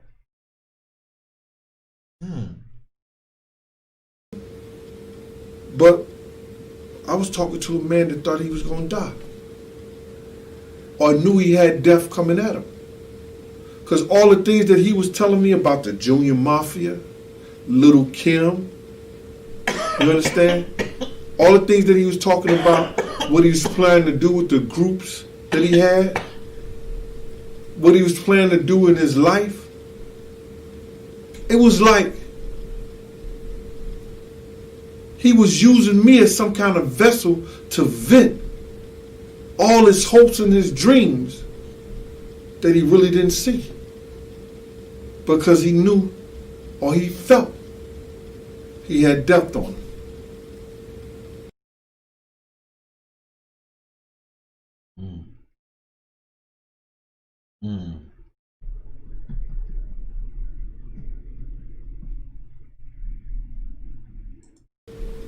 I think somebody's trying to kill me. I'll be waking up paranoid. I'll be really scared. So that's the narrative these people want to paint, that he be. That's incredible. Little Kim. He said, yo, I love Little Kim. That's my bitch. From a whole nother vernacular point of view, he's saying, yo, no matter what, me and Lil Kim gonna always be together because we're gonna always be close. Because I got a love for her that I don't have for nobody else. I said, yeah, I can tell because you wrote that shit, huh? He said, yeah, I wrote her shit. He said, but I could never say that to Diddy. So he tells you, and this is why you setting up the facts. See, he got screwed in his timelines. And a lot of y'all people are dysfunctional, so y'all will go right down that timeline right with them, dysfunctional. But this is to prep you for the story of, this is why I told Diddy that he was writing all Little Kim shit so he didn't have to pay you, and so forth and so on. Because D-Rock opened up his mouth and said, I blew an L. So I'm going to tell all this stuff right now. You don't just undo friendships, mess up the business between him and him. Wow. Because he owns my marketing and my publishing. I stated that before. I'm not going to go into that. Lil Kim was like his Mary Magdalene. You understand? That was his Mary Magdalene. He said the Junior Mafia. He said, right now, is only one that I'm thinking about. I know I'm going to keep, and that's Lil C's. Everybody else going to have to work for their position. They got to do right, because this is a business now. So they're going to have to do their own writing. They got to show that they want to be here. Because I can't be mad at the nigga Puff, because Puff showed me how to get money, so I'm going to show them. But they got to be willing to work.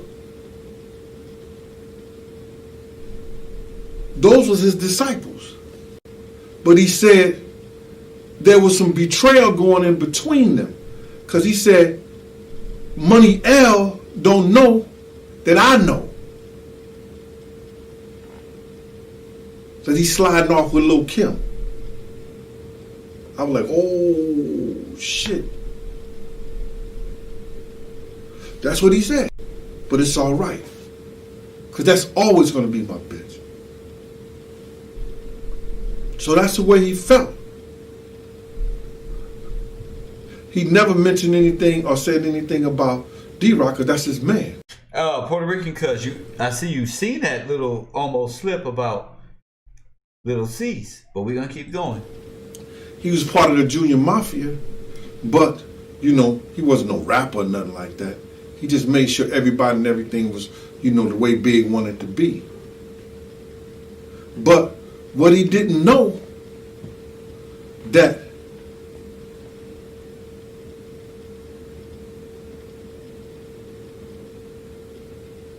D-Rock, Damian Butler had just wrecked and left with the real Damian. And that was Diddy. So, oh my goodness. So what they didn't know was he let Damian Butler left with the real Damian, and that's Diddy, and not you. Not you, sir. The one with the 5 gun. This is where the caper comes into. Diddy had already convinced Big to do the business in California. We got to go to California. 6 months after Pac died, we got to go to California. It was no reason. Give it a year or two, give it some time. You know, the business still going to be the same. It was no reason. But he got him there. Just like the devil told Jesus he had to go to Jerusalem to preach the gospel. He wasn't ready for that. Herod was not letting him get down with that. So, you know, they wasn't ready for that. Sir, stop lying on Jesus. But now, D-Rock is in the hands of Damian himself. That's Diddy. For that whole day. It was a setup. I gotta convince somebody in Junior Mafia who has the power to move Big.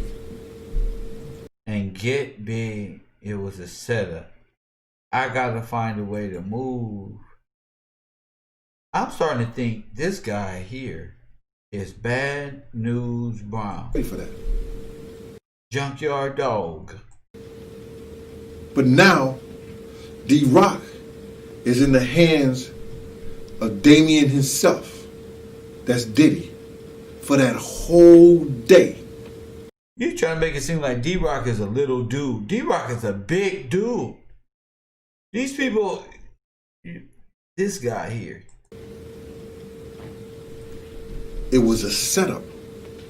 I gotta convince somebody in Junior Mafia who has the power to move Big.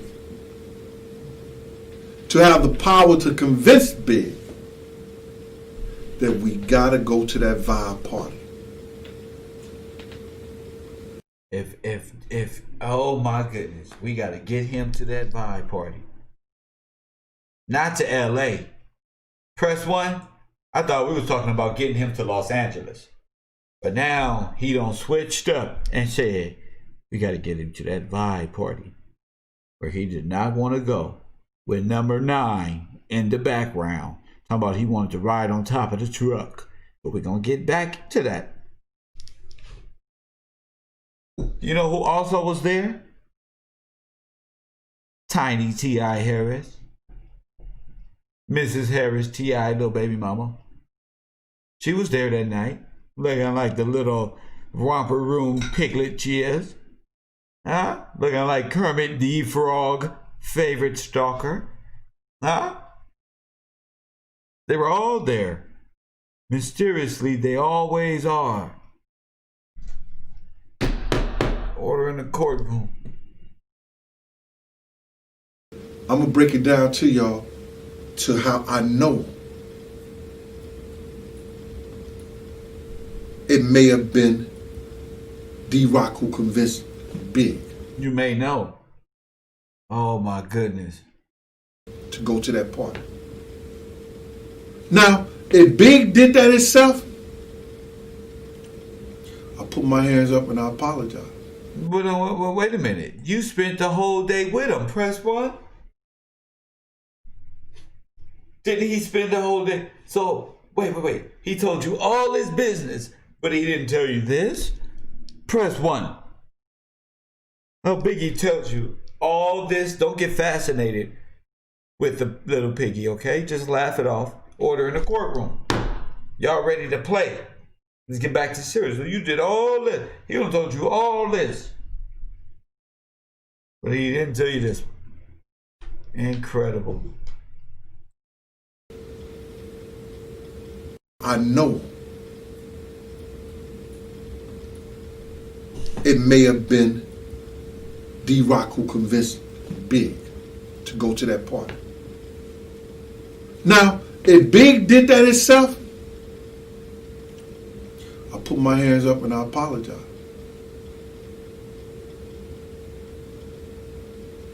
The way I talked to Big, and I was telling him, man, we shouldn't be going nowhere when we talking in that Winnebago, he made it clear to me that they wasn't going nowhere. How he supposed to have been in London? That because his financial situation, he had to come out there and do that shit for Diddy. See, what y'all didn't know, at the time of Big's death, Big was broke. Well, you already said that he owed somebody, that Biggie owed somebody. I told y'all about the fact that he had to get his contract to $60,000 and he was gonna stop building on his mother's house. So to come out there and work on Diddy's album and do what he needed to do, because the video was shot and everything like that. After we did that Sunday night, we shot, could have left. But that's the business that he chose because he needed to borrow that money, like I said before, from Puff. So now, we've had this conversation. I'm going to fast forward back over into the studio. When I said to Big, oh, now you want to talk, Big? So y'all arguing in the studio now before the Vibe party? So this is at the Winnebago. This is at the studio. This is all one day. One day. You want to tell shit? Tell Puff how you wrote Lil' Kim shit. Puff started jumping up and down. You did what? You told him what? I said, yeah, he told me to wrote Lil' Kim shit. He said, so pretty much you got a man who's in debt and you telling him that Biggie pretty much got him out of thousands of dollars. That's what you telling him because you smoked a blunt. Because you chose to smoke a blunt. Because y'all stressed out that y'all in LA, riding around in California all over the place. You and Puffy. Yeah, bro. say it. He jumped up in Big face. He like, let me hear you say it. Just say it once. Say it once. Told you Big already told him he owned his marketing and his publishing. So I explained that in Raw Deal 1, 2, or 3. You know what that meant. He jumping around, talking, yo, just say it, just say it. Big just, one eye went that way, the other one the other way. And he was like, oh man, look at, and that's the first time I ever heard him call him Diddy. Ah, Diddy. Go ahead with that, Diddy. Go ahead with that, Diddy. And it didn't catch to me what he meant by Diddy until Puff left off the room. And I remember, like I said, playing Donkey Kong. And the little monkey that comes out at the end is his little nephew, and he Diddy Kong. And that's when I said to Big, oh, so what is it? He Diddy, you donkey? Yeah, look at you, man. And I looked at D-Rock. I was like, yo, my man, for real? For real, Rock? So now, all this has been staged and set. Puff got D-Rock. Hold up. The stage is set. Press 1. Well, the stage is set. Who says this one? Sir, the stage is set.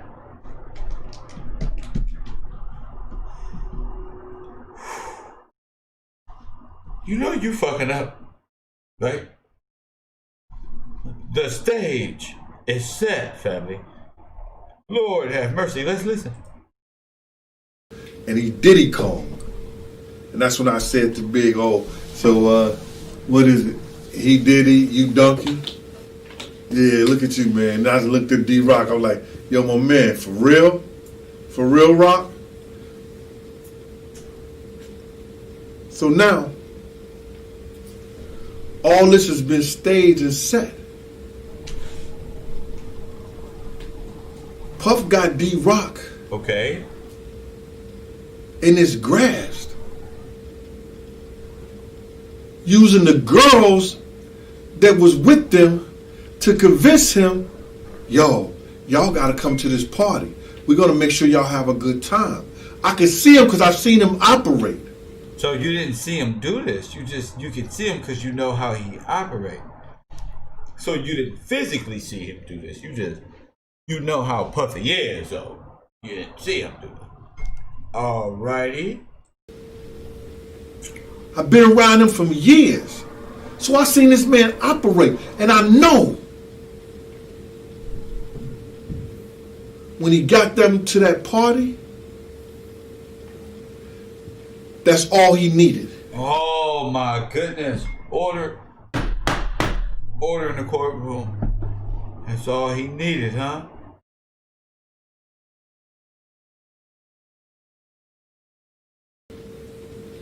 For whatever reason, and we know the reason why now, because somebody got to die. Somebody got to die. And it couldn't just be no regular security guy, because they could have killed either one of us at any time. What? When he got them to that party, that's all he needed. For whatever reason, and we know the reason why now, because somebody got to die. Somebody got to die. And it couldn't just be no regular security guy, because they could have killed either one of us at any time. It had to be somebody. And I really believe today,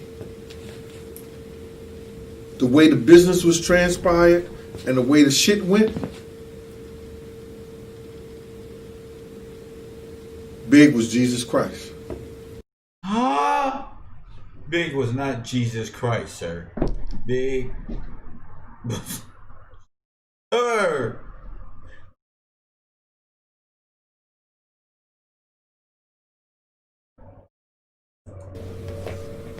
Somebody got to die. Somebody got to die. And it couldn't just be no regular security guy. We got to go from somebody got to die to Big is Jesus Christ. It ain't finna be no regular security guy or no, oh, this guy. Because they could have killed either one of us at any time. It had to be somebody. And I really believe today, the way the business was transpired and the way the shit went, Big was Jesus Christ. Sir. And they used his own man to be his Judas. We at the vibe party. D-Rock comes over to me. And this how I know it was a difference. You at the party because D-Rock come over to you and do what? See, you got to watch people behaviors. Lil C's was doing the same thing he always do. Laughing, joking, and smoking. Laughing, joking, smoking, drinking, going to get girls. Did the same thing he always did. But there was one person that didn't smoke, didn't drink, stood on the side and just watched Big. And that was D-Rock. That was D-Rock.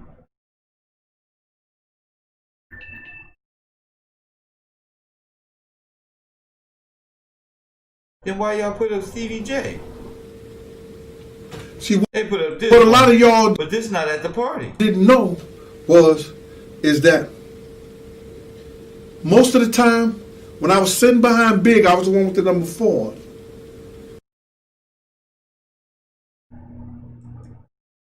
She was the number 1 with the number 4. Y'all see this? For Mecca. Y'all see that? For Allah. So this is a hit to me. I don't see him over there. I see you in front of, in back of Biggie, in back Puffy. Stevie J look scared shitless. Biggie looks like he's scared shitless. Puffy is like, damn. We're about to take that. This whole ordeal, but you are the number 4 confirmed behind Biggie.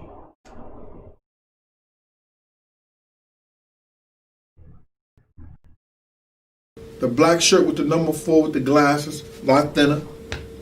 I had my gun out. Here, blocked by my hand under my shirt or in my back like this. I wasn't playing that.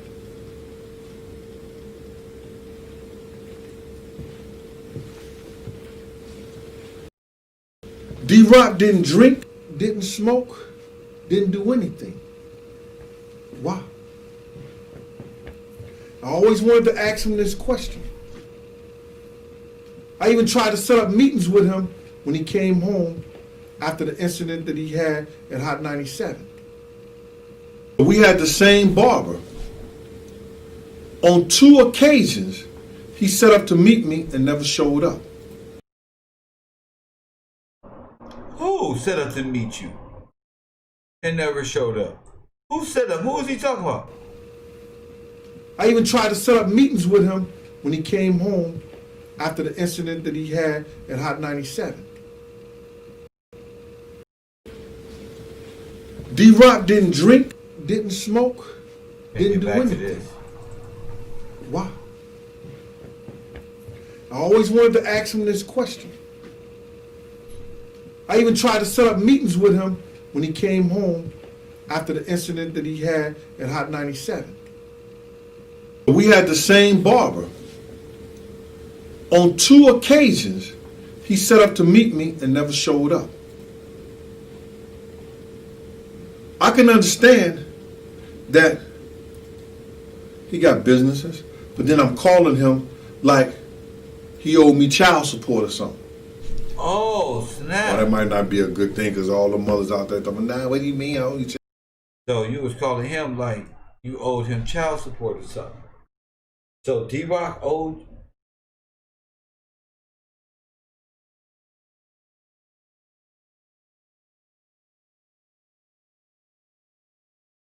For Mecca Audio, and this is the 10th time unique Hall shit came through this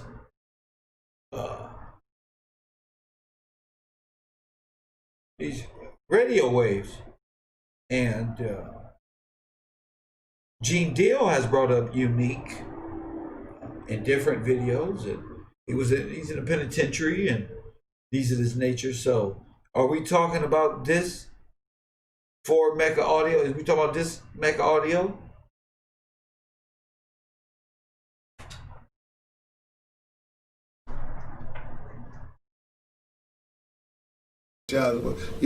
No, I'm calling this man. like he owed me something. Till his number didn't even work no more. Oh, so I guess he gave me a burnout number. He got business. What? Until his number didn't work no more. I guess he gave me a burnout number. Now that hit me subliminal. Yesterday I was a child. Today I'm in my spirit, and all things will be revealed in these days. Lord have mercy. On 2 occasions, he set up to meet me and never showed up. I can understand that he got businesses, but then I'm calling him like he owed me child support or something. Well, that might not be a good thing because all the mothers out there talking, nah, what do you mean I owe you child support? No, I'm calling this man like he owed me something. Till his number didn't even work no more. So I guess he gave me a burnout number. I even went to the barber and told the barber. And then the barber must got tired of me asking him. He told me, yo, I don't know. I guess Rock ain't meeting up with you. And then I caught a case out there in Jersey. So some of my people reached out to Puff and him. And they said they wasn't fucking with me. Didn't have a problem with that. Okay. Didn't have a problem, didn't have issue with that. You know, because what Puff didn't know that he was telling people I was trying to get at him, and people right up under the manager of Danity Kane, people who was doing book deals and they had book companies. Oh, so you was trying to get at him. Like Puffy was on you. Puffy knew how to edge you out. I'm starting to think Gene Deal was trying to be like a Suge Knight.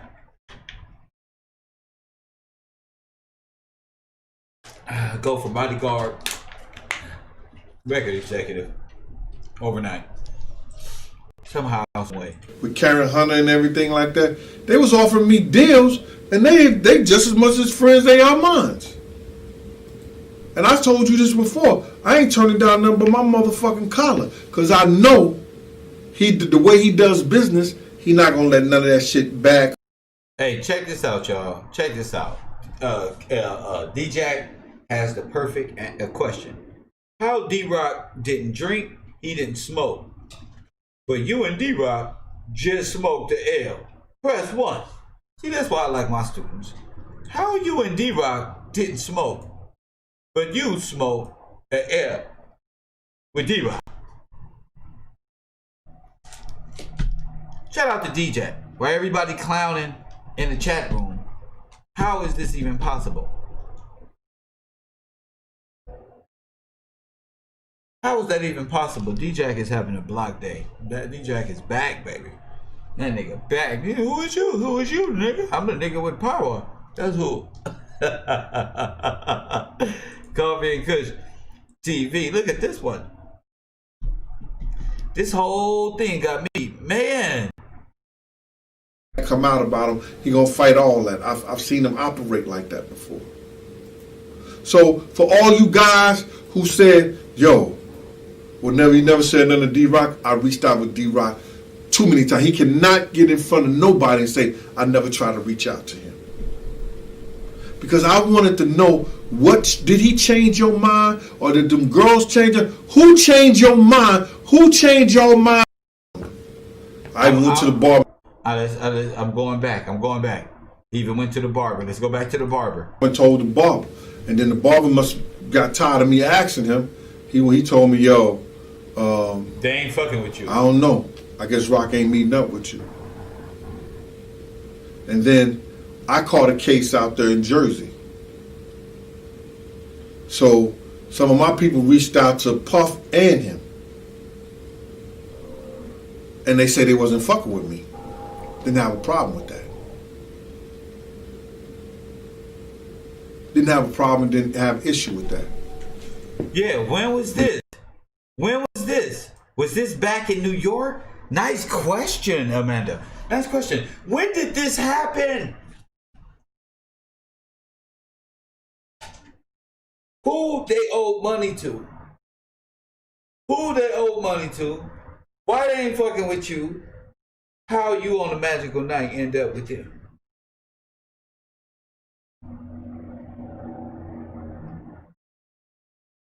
How is this even possible? And is this the initial? Is this why you were mad and ended up in LA? But Puffy never said you went with him to Los Angeles to protect. You ended up at that Vibe party. But there's no other record of you other than you saying you spent the whole day because he called his mama. The only record of you being at that party is that the killer was captured on tape, on motherfucking picture with them. Press 1. The FBI told them niggas. Puffy, how you don't know the killers when the killers is in the pictures the night of the party, in the party, with you? Press 1. Woo! And sure enough, only person in the party with this guy. This big dude right here, who keeps saying, I was the bodyguard, but you wasn't. It was one day, remember? And I don't even think you was there. So you traveled with 5 guns, 3 to 5 guns. And you brought them out here. You already got caught up in so many different fables. It's a shame. Really, it's a shame. You know, because what Puff didn't know that he was telling people I was trying to get at him, and people right up under his, the manager of Danity Kane, people who was doing book deals, and they had book companies with Karen Hunter and everything like that. They was offering me deals, and they just as much as friends they are mine. No, they're not, sir. They're not, sir.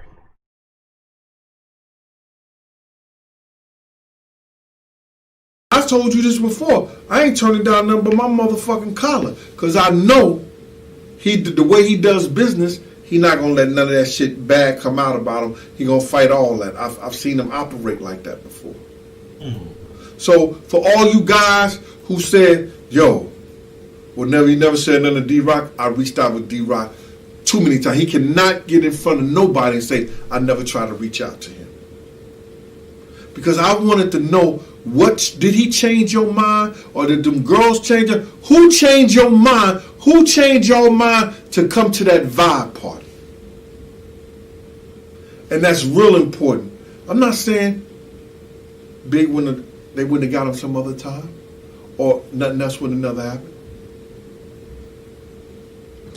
But I know they was not supposed to be there, and that night he knew they wasn't supposed to be there, and he had did something wrong, because D-Rock usually smoking with Big, he usually drinking with Big.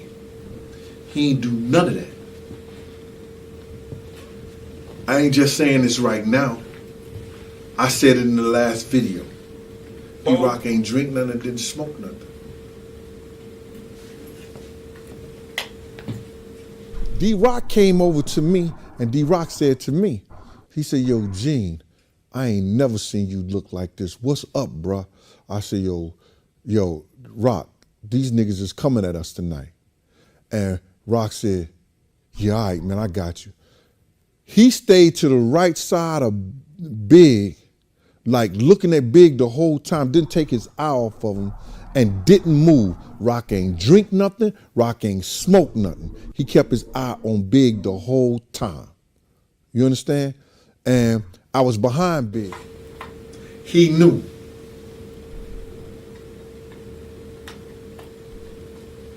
Damien, Diddy, had led him astray to bring his man into that vibe party.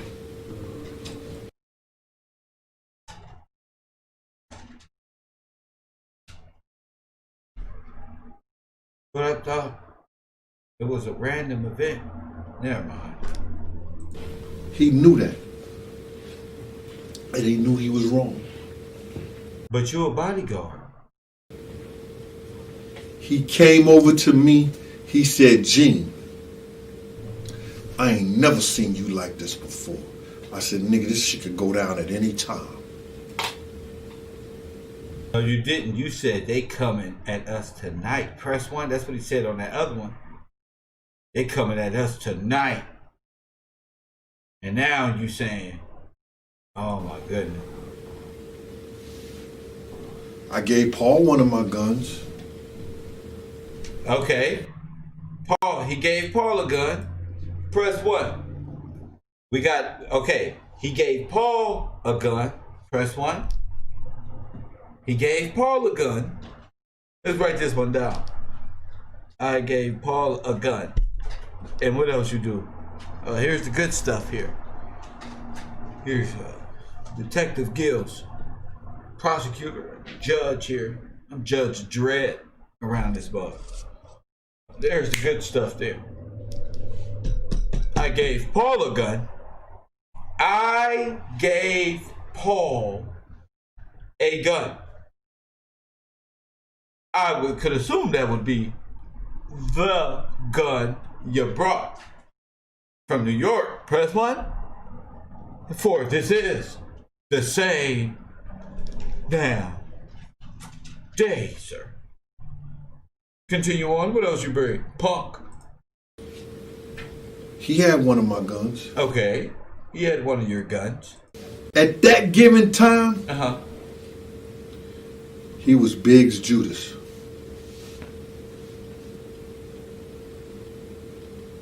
He was the only one that was different.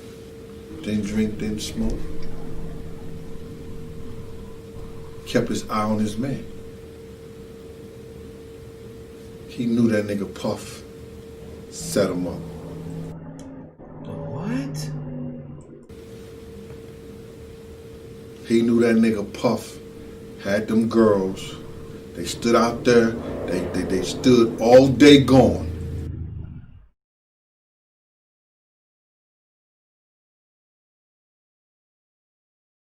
He knew Puff had set him up. Why? Because he was just watching his butt. Big in the motherfucking Winnebago talking to this nigga here. You. Because he had nobody else to confide in. No. Or he felt that way. Or he knew. If they take me from this earth, somebody was going to stand tall. Somebody was going to tell the truth what happened. Somebody was going to let everybody know how the Notorious Big lost his life.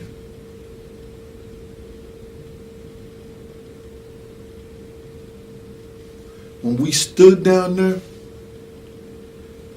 and we did that U-turn, when we got back to that car,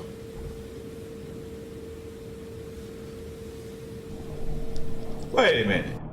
When we sped up, did the U-turn and got back to the car, are you, sir, insinuating you're not in the car with Biggie? Press 1, sir.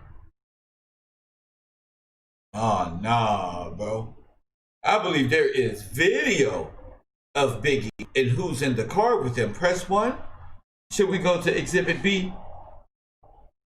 Hold on, let me type it in right here in my manuscript. Biggie. Okay, let me click down a bit. Maybe that's there. Let me see here. Put my reading glasses on.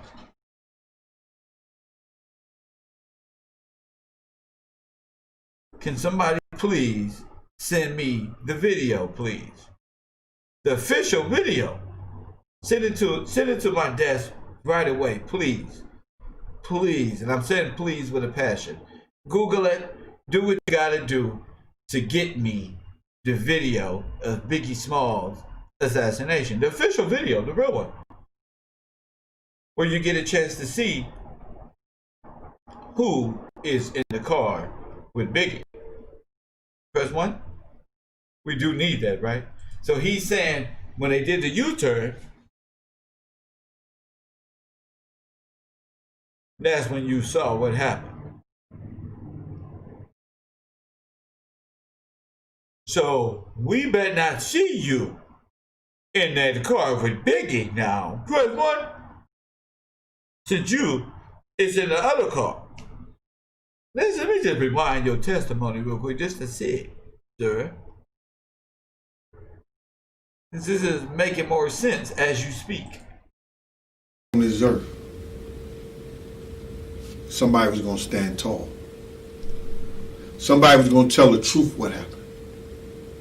Somebody was going to let everybody know how the Notorious Big lost his life. That'd be me. That'd be me, sir. When we stood down there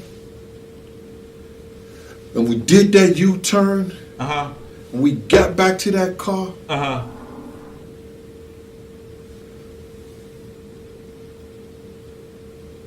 D-Rock, C's, Paul, all of them was coming back to the car. Copy that. So you didn't even see them. When you did the U-turn, when you got there, they wasn't even there. They was walking back to the car.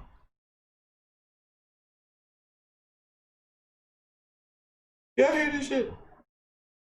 No, he wasn't even in that car. He wasn't even in the car. He was in the car with Biggie. He was in front of Biggie and them. He was with the other people. Maybe Puffy. Press 1. So you already know he's not in the car with Biggie. So when this video come through, oh, there it is there. I told you it came to the office. It came to the office real fast, buddy. Let me see here. I believe we have the thank you to my lovely person out there who retrieves all of the documents.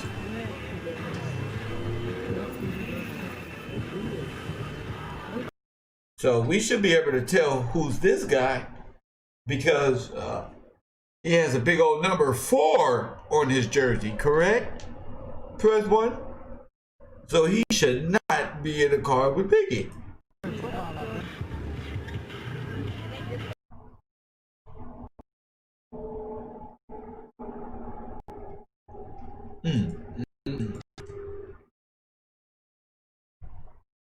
You know, fell on his face, y'all. You know you don't fucked up coming in my courtroom with this madness, sir. You know you don't fucked up coming in my courtroom with this madness. Now let's go to the video. Let's go. Hold up. Let's go to the. Let's go. Let's go to the video.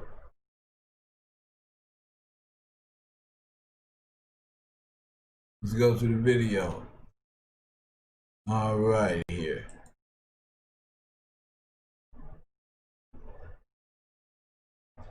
Sir, is this not you with this big old jersey on getting in this vehicle here? What? Hold on, sir.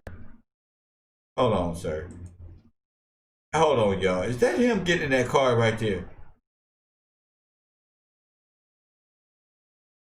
Is that Gene Deal getting in that damn car? That better not be Gene Deal getting his big ass in that car. Because this is the same car Biggie in.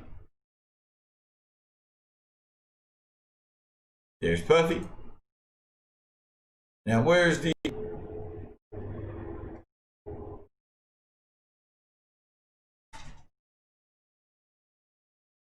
Wait a minute, this... Niggas got script. Them niggas got stories. We'll get back to this. We'll get back to this in a minute. We'll get back to that. Let's get back to this guy here. Let's get back to this guy. Oh my goodness, it's hard to even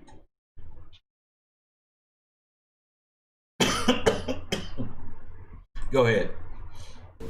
D-Rock looked over in the car, grabbed his head, and said, "Oh, they done got my man."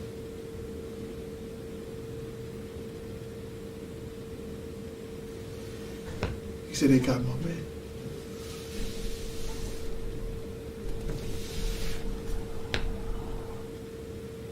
I always wanted to know,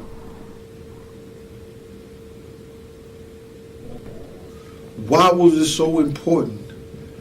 After you being a street guy, you know y'all don't have the security, y'all don't have the gunpowder. I thought you always come with guns.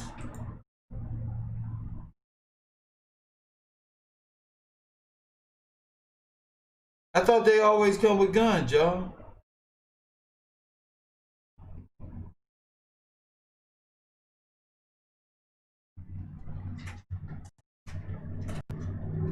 I thought they always come with guns.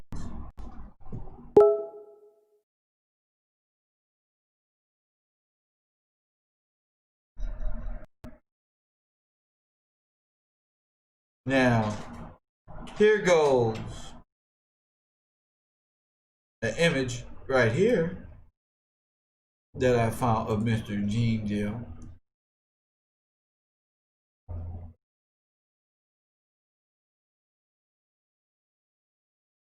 Now he's saying that's him right there. Is that you right there, Gene? Back there? See? If that's you right there, let me know. Is you always behind my mans, you know? And you behind my mans, you know?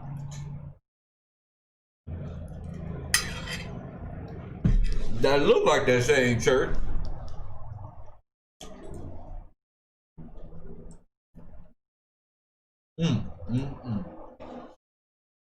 This is a shame. Back to the testimony. This is a real shame.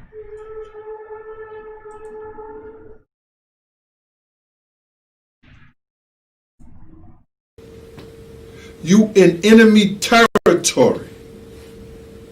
Why was it so important for y'all to come to that party that night?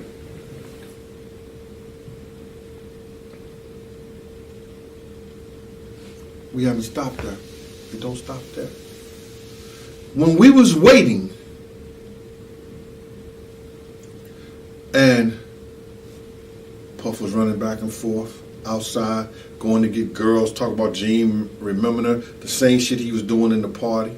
That's something that we never did, never happened before, ever. What do you mean? You said Little Cease was running through the party getting girls. That's something y'all never did early. So Little Cease is getting a girl. I don't see it. I don't see it. At any party.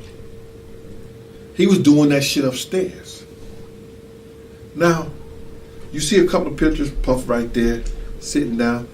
Most of the time, me and Big was over there by ourselves. What? You know, what? So you're just telling stories, okay? That's not what we're seeing here.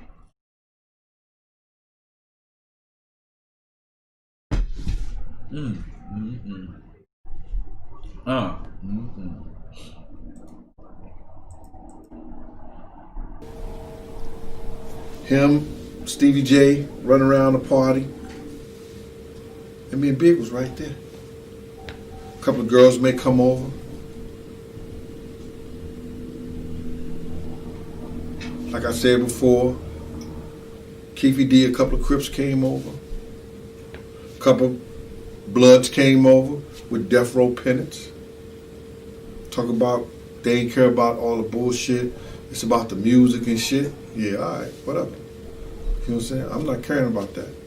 Because my whole thing about it is, yo, I'm getting home. I'm going back home. And I'm trying to make sure everybody around us go back home.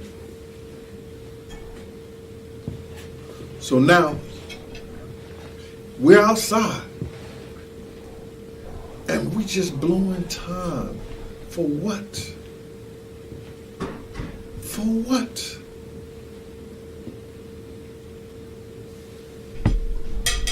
When the Muslim guy, Amir Muhammad, walked up to the car, I didn't know who it was at the time. I ain't had no name on it or like that. For all you people,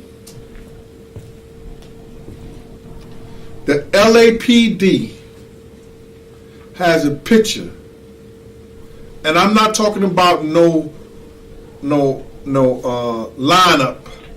I'm talking a picture, a photo of me, Puffy, and the Muslim guy in the photo. So, about no. Did you hear what he just said?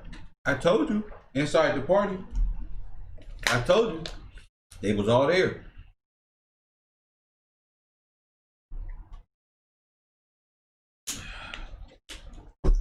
I think me and Puerto Rican cuz talked about Amir Muhammad. Remember we found Amir at Bad Boy Death Row Security? Press 1. Y'all don't remember we found Amir Muhammad? We found Amir? Press 1. Do y'all remember that? Where did Amir work?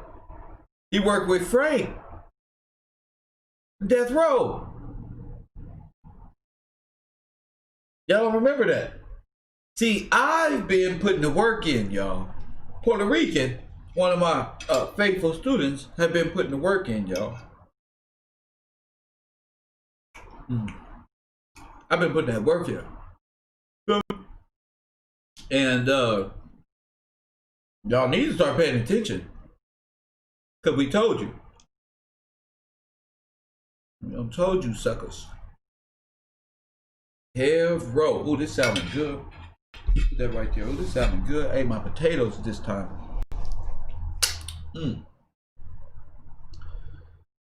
So we gonna talk about it. Nobody ever told y'all about Amir. Who told y'all this? Kevin. Mr. motherfucking Gillespie. Huh? Mr. Gillespie. You wouldn't know who Amir was. Amir was sitting in our faces the whole time. He's my Nation of Islam. And he's death row security. Police. So, are we proving that there's a police network out here killing and extorting black men and artists? Of course. Of course. Of course we're proving it. In fact, In fact, we're gonna prove this all was about the security detail teams of all these artists who are dying, who are worth something. Especially the ones who can be covered up as gang related. Huh? Now each one of these brothers' deaths we know is more than gang related. But if they can get it labeled gang related, well then, look like investigation, does it go higher up to the higher authorities? You're fucked. See, Ice Cube, these are the changes you gotta make in life, Cube. Not your little petty little contract. These are the type of changes you gotta think about, brother. If you wanna make change in the world, little man, you gotta think about how we gonna stop that.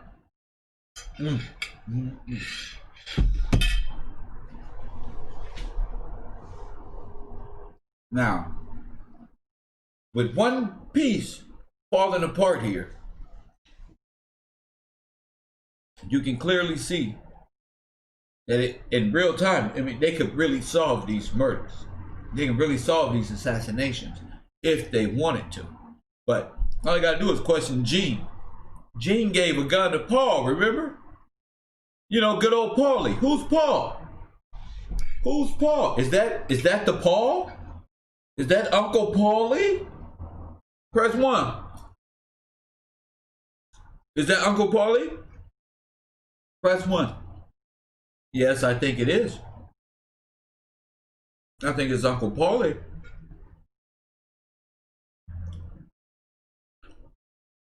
Oh, man.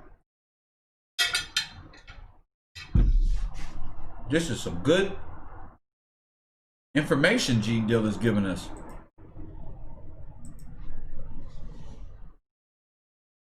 No lineup. I'm talking a picture, a photo of me, Puffy, and the Muslim guy in the photo. So when people go and talk and ask, "Was he talking about a Muslim guy?" Don't get it mixed up. I never saw the Muslim guy shoot the gun. I never saw the Muslim guy pull the trigger. I seen him walking in direction, and 5 minutes later, Big was killed in that same direction. And nobody had walked down the street back and forth other than him and the guy in a blue and a white shirt. No, you said that the killer was wearing the blue and white shirt. You know who was walking back up and forth that street? You. Sure was. You were doing a lot of walking up and down that street, but we gonna get back to it. So they had that photo. Of you. Like I said before, but the face was blurred out. And they were supposed to come back and show it to me within 2 weeks or send me out there or whatever for a lineup. They never, ever did it. I don't know if it was a mistake or whatever, them showing me that photo, but they had that photo. So when people talk about, he talked about some Muslim guy, I seen the photo later when Nick Bloomfield showed it to me. But the photo that the LAPD showed me, they got a picture of me, Puffer's in the car, I'm on the side of the car, and the Muslim guy is right there. Yes. And whoever took the picture, it had to come from the museum way. That's right. It had to come from the museum way.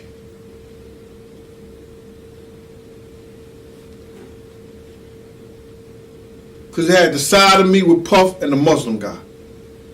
So y'all was all together. Y'all was all together.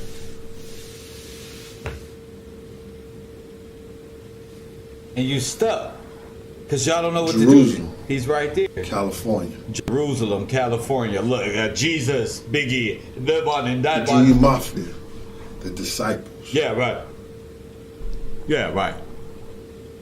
Nigga, I'm more Big Jesus. Judas. I'm more Jesus than Biggie, whatever. I don't know where y'all getting these characters from and these false ones trying to assassinate people in ritualistic fashion comparable to Jesus to, you know, to drive the people who believe in these artists crazy for some short. I don't know. They're not Jesus. He's not, you know. D-Rock.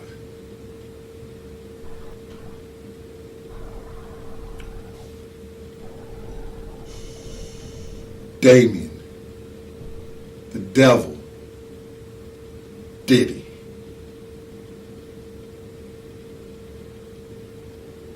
This all plays out in some more psychotic, maybe some kind of Christian form that I can explain to you guys. But it's like, yo, this shit is crazy. It's like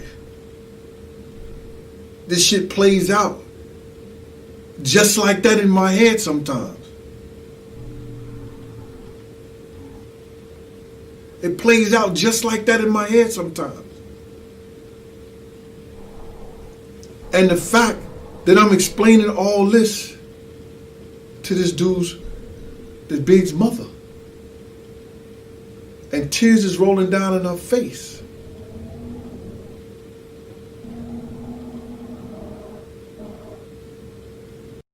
You know what I think? I think the security teams, this is what I think. I think the security teams at Death Row and the security teams at Bad Boy knew each other. Reggie being Compton PD, Gene Deal being New York police or probation officer. If you look at these guys, they look alike. Gene Deal and Reggie Wright. That's what I think. and why everybody was thinking is this conspiracy or this one. I think it was more the security firms playing this role and knowing and setting these things up. This is what I think. And this is what the fraud department is all about. Again, we're going into Nipsey Hussle. These are all the same programs. So in order to understand one assassination, you got to understand these assassinations to get to that one. And in the future and beyond. So you're talking Steve Coakley, Martin Luther King assassinations. This is nothing. Okay? Nowadays we got photo apps and all these digital things, but they still can't hide the truth. To a true researcher or somebody who has a great discernment.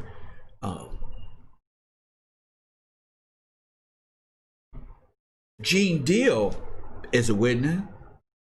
He said he's seen all of these things. He's giving guns out. One to Paul, whoever Paul is, Uncle Paulie. But we gonna get to the facts. I always thought that way about death row. But now I'm understanding Gene Deal carries these characteristics of Suge Knight in the whole program. See, they don't know who was luring who around.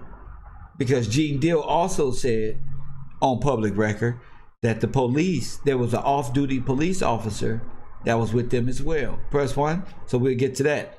One, I don't know if it's today or tomorrow. We're going to try to finish this up. We're going to get the next Biggie Smalls, the next big deal or something, you know. But I gotta let y'all brains rest on this information before we double back with the Gene Deal, the Biggie's last day, and compare notes from this live stream to the next one, and come up with, even though these notes there were all types of discrepancies. There's all type of discrepancies there. We'll see tomorrow or later on tonight, if I feel like it, to come back and see if the next big deal, Gene's next deal, is the same as this frivolous storyline that he has, or he comes with different equations. There are so many tapes of Gene Deal telling this one story. I'm sure we can get out there on that Discord. If you want to take part in the Discord, go over there and join us on Coffee and Kush Discord. Go over there, patreon.com/KevGILLZ TV. I will be doing admissions today.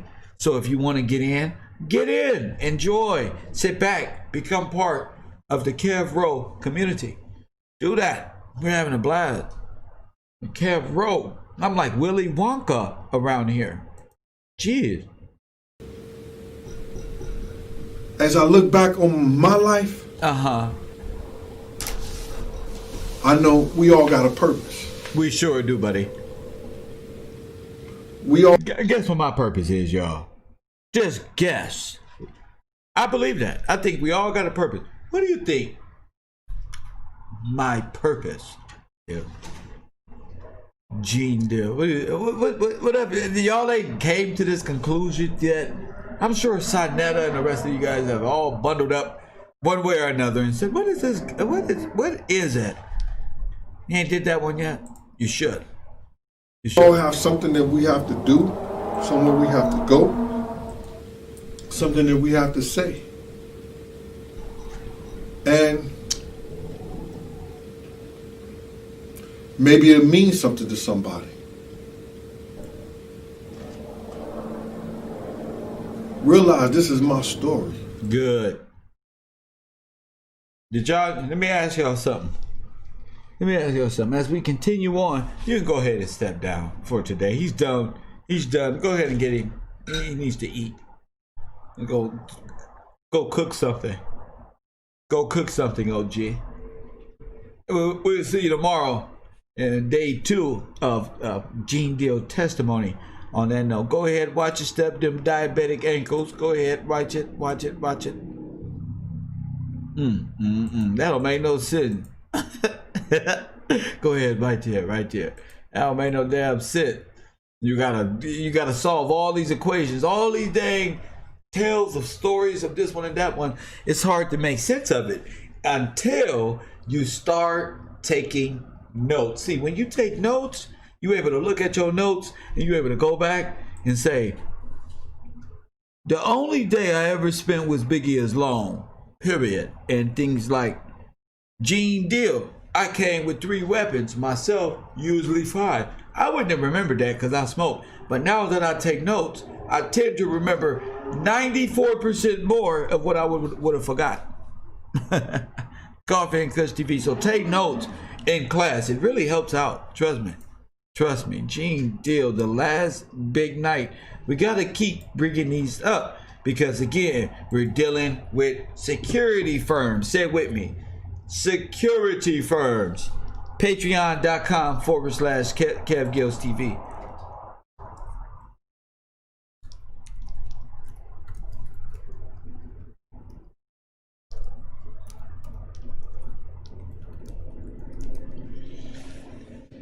Thank you for that, Amber Love. There it is right there. Could you go in there, please?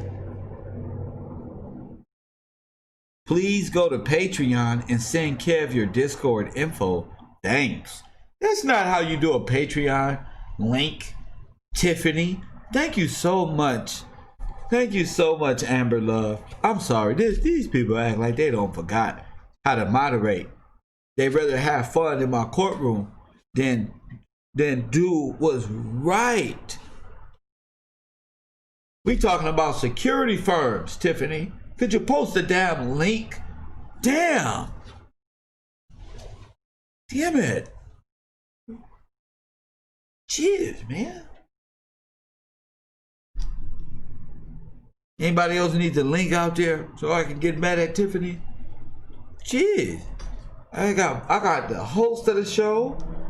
Here comes Kev's victim card. I do the host of the show. I do this one. I do this one. I come on. I'm the Discord dude. I pump you up. And you can't even post my damn link, family. You want to be a chatter, Tiffany? Or you want to take part? You want to develop shows? Or you want to be in the fucking chat room? You want to chat with people? Or you want to create something? Y'all gonna have to decide what you want to do now. Coffee and Kush TV, where you create your own damn. You want to do sport? Coffee and Kush TV, Kevro University Sports. Hashtag 54 live. Sports and commentary. Make sure you go over there and subscribe to that channel.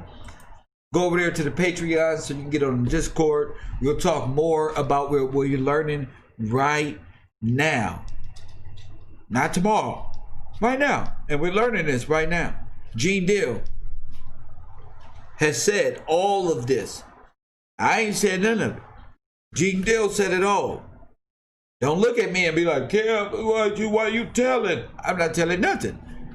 Gene Deal has gotten before the world, got his ass up on his stand, and said his shit bar for bar. Do not come to me asking me, why you want to do that, man? Why you want to do that, man? And why you got me on your show? And why you doing this one? Because you said it, I didn't. Coffee and Kush TV, get dealt with. Gear coming soon, of course. Coffee and Kush TV Sports. We got the big fight coming up. Javante Davis, Leo Santa Cruz. Kev GILLZ is delivering blow-by-blow commentary. Press 1. That's right, I said it. Commentary. Every day. Every big boxing fight. Oh, I love getting better at my commentary. And I'll be probably watching boxing tonight. Okay? I'll be watching boxing tonight. Thank y'all for coming to Judge GILLZ. Will you decide whether these people are guilty or not? Not now. Oh, you know what? We should open the lines and let people discuss. Hey, I'm opening up the phone lines for a second to see if people want to discuss what they think about today's testimony. That'd be dope. Press 1. Perhaps we get some good calls in. It'd be their worst nightmare if the people actually did the jury part. Press 1. Boy, if we got some jury members to call in and tell me they pre-thoughts, it actually has subject matter. You feel me, Marley? They be doing me like that, Marley. That's why I be saying that. Come in. Y'all the jury, not me. Y'all decide if they're guilty or not. Not me. They don't like when I do it. When I do it, it's like a harsh judgment. You know what I'm saying? It's like a judgment. They can't. Oh, come on, Kev. Kev, bro. My man, Waterworld 702 area code. 702 area code. He's there. Yeah, I'm here, Kev. What's going on, Water World? What's up, Waterworld? What's on your mind, champ? Oh man, this you got us back in the rabbit hole, but you know it's all good. Check this out. So I'm over here looking for Paul because we ain't never really had a picture of Paul, right? That's right. I'm like Paul, and then Ilya says Paul might be Gene. So you know, I just do my investigation. So Paul, his last name is Paul Offord. I was putting in the chat. Go ahead. He was the head of Bad Boy. He was the head of Bad Boy Security. Okay. And Paul also is known for gun smuggling and gun running. He got caught up in Vegas. Yeah, this is crazy. I sent you like a couple little clips. I was like, oh shit, god damn, I think I found something. So I'm over here.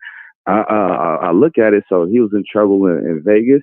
He was also in trouble in Manhattan. In Manhattan, he was in trouble for the gun smuggling. Also in Vegas, he was in trouble for that gun smuggling. But it says clearly Paul Offord, Offord, is at that time was head of Bad Boy Security. So that means you gave Paul a gun, you had a gun. We got a picture of Kenny, and it also said during that time that Biggie, not Biggie, but Diddy, he had 3 bodyguards on site at all times. So, Gene, how the hell are you going to leave Diddy to stay with Biggie, and that's your responsibility? And then they said at that time that you 3 were always with him. But again, found Paul, and I sent the picture because it's a picture of J-Lo, Diddy, and the security-looking guy in the background. He almost looked like he's some kin to Reggie Wright in him as well. So I don't know if you want to just break that down into, you know how you do it, Kev, but it was just, Wait, you talking about the one with J-Lo? Or?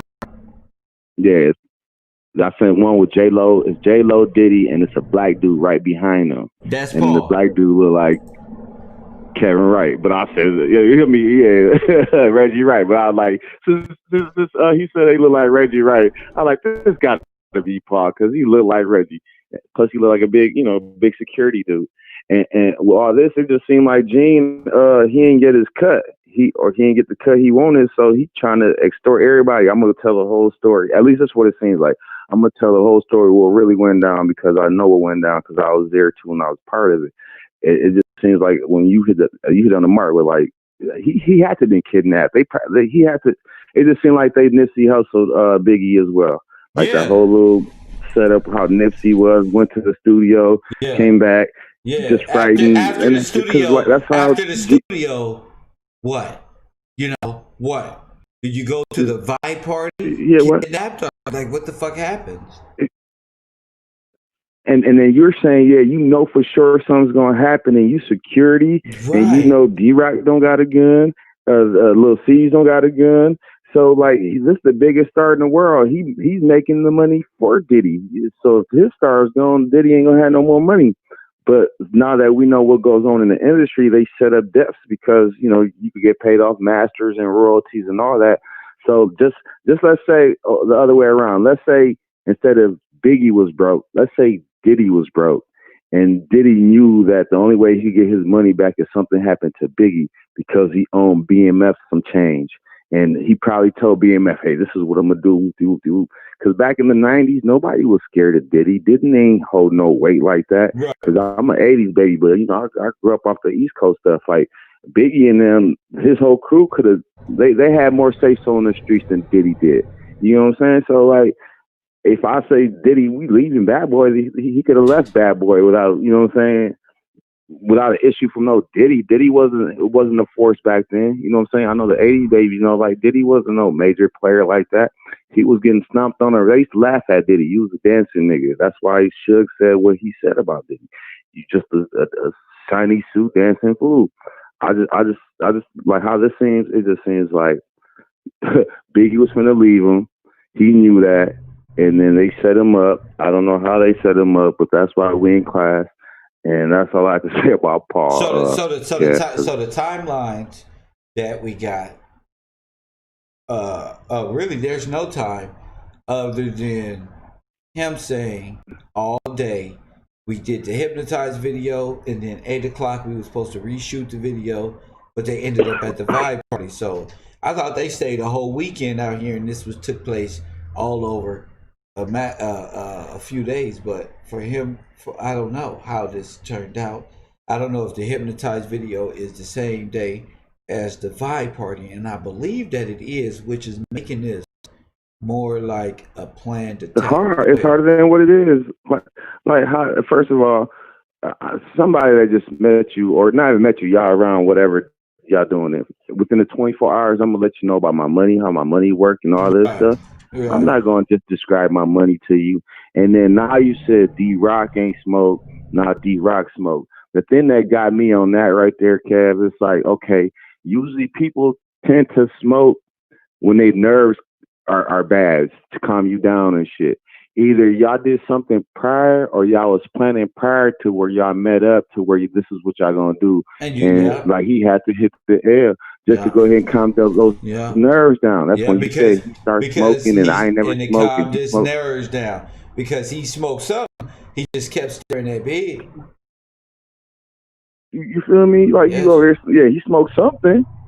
You know what I'm saying? You over there, and I'm looking at Tiny, all in big face. It's like they all knew what was gonna happen. It's they had a little plan. Was there, bro, and they all was like, you know, Biggie foot was broke or something. His ankle was broke at the same time, so he couldn't walk the way that it is. But at the same time, he wasn't getting up because they wasn't letting him move around. Yeah, they wasn't letting him move around. It's like they already extorted him. Like you, first of all, Gene, you know all this about Biggie because you sat his ass down. You like, man, this is what's going to happen. You gonna go to this party. You gonna let me know what's going on. It's like you an enforcer, bro. How you even came off like you was an enforcer? Ain't nobody telling you about state money for what? Well, I'm gonna tell you about my contract and my checks and what I'm gonna do. And you work for Diddy. Yeah. You know what I'm saying? You know, like we from the streets, carry nobody. I'm not in your pocket. And if I was to meet you today, you're not gonna be like, hey, this is what my super chat, my all this was going on, my PayPal. Look at come Water World. Here you go. Tell me how I can manage this even better. How dare you? You know what I'm saying? Like we stupid or something. And you security. You security. You're not a financial analyst or none of that shit. You just security. Get the fuck out of here. Get out of here, bro. You first hip hop police, so that wasn't even your job. You was probably playing both roles. You got so much into what they was doing on. You got into the lifestyle, like Donnie Brasco or Jay Reed. You got to be Jay Reed. So it's like you got 2 feet, 1 foot out and 1 foot in. Yeah, one to be a cop one day, want to be a bad boy the other day. You feel me? And like you worse. Like so now, what Kev say makes plenty of sense with Rampart Police. How you got rogue officers. Yes, you are part of this rogue team. You set this shit up. You part of it. They just ain't give you that cut because you probably was just starting off or something. Yeah, you know what I'm saying? Yeah. You probably was a little underling. But yeah, Kev, that's all I wanted to say, man. But I think we found Paul. I sent you that pic. You know what you gonna do with it. Thank you, champ. No worries. You have a good one, my man. 702 in the building. You feel me? Feel free to call in 424-209-9506. That's area code 424. Hey, feel free to donate. Cash tag is always GILLZ Gang. Cash tag GILLZ Gang on Cash App. Go over there and support the channel.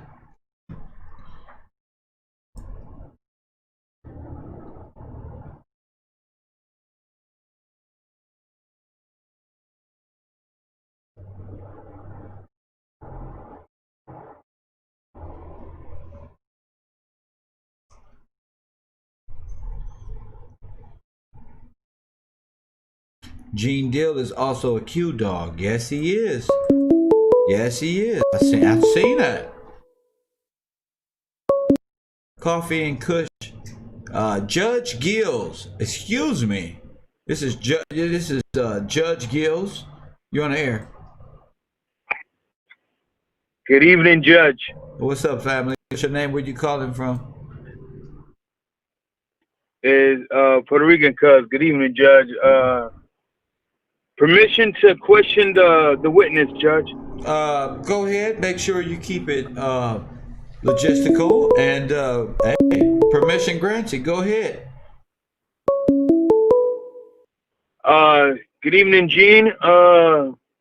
First question to ask is, so basically, as you sum it all up, has everything that happened at the Peterson Museum, you guys were there.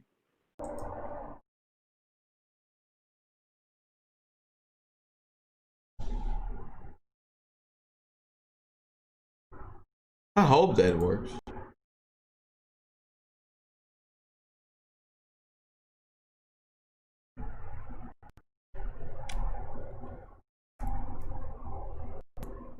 It's real.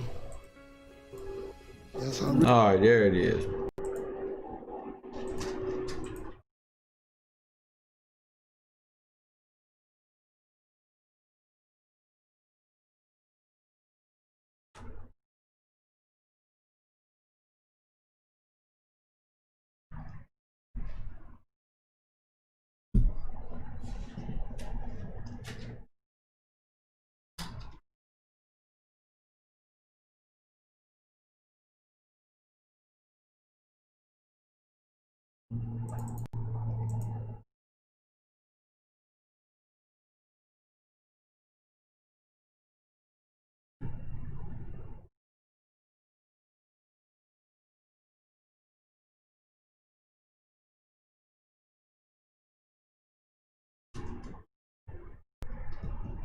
I'm just waiting. I'm just waiting for everything to come up on my end.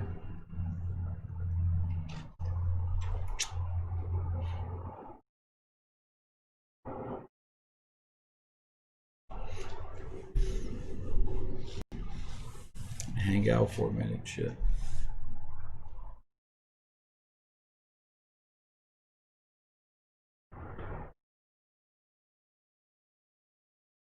Are y'all still there?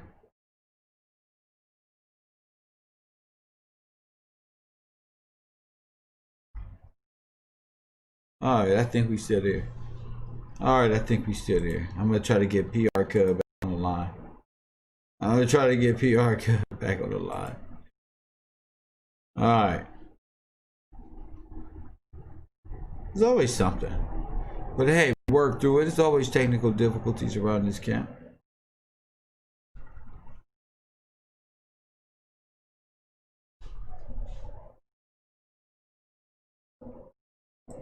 You know, I'm gonna wait till he calls me back. I'm gonna wait till he calls me back, see if I can get him back on the line. I'm gonna see if I can get him back on the line. Make sure everybody in here hit that like button. In the meantime, I'm gonna see if I can get him back on, and hopefully he'll call in and get it going. Current viewers, there's 300 people in here, and yeah, I'm enjoying it. We got Hassan Campbell coming up next. That's going to be great. Listening to Hassan Campbell tell on himself. That's great. A few other people we got lined up, but we're just gonna continue the entertainment. Continue, keep this thing rolling for as long as we could, and you know how I roll. Shout out to the super chat. Someone donated $25. Gotta respect it. Gotta respect it.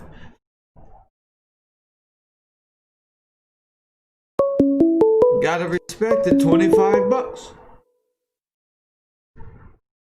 Come on, man. Where are you, champ? Where are you?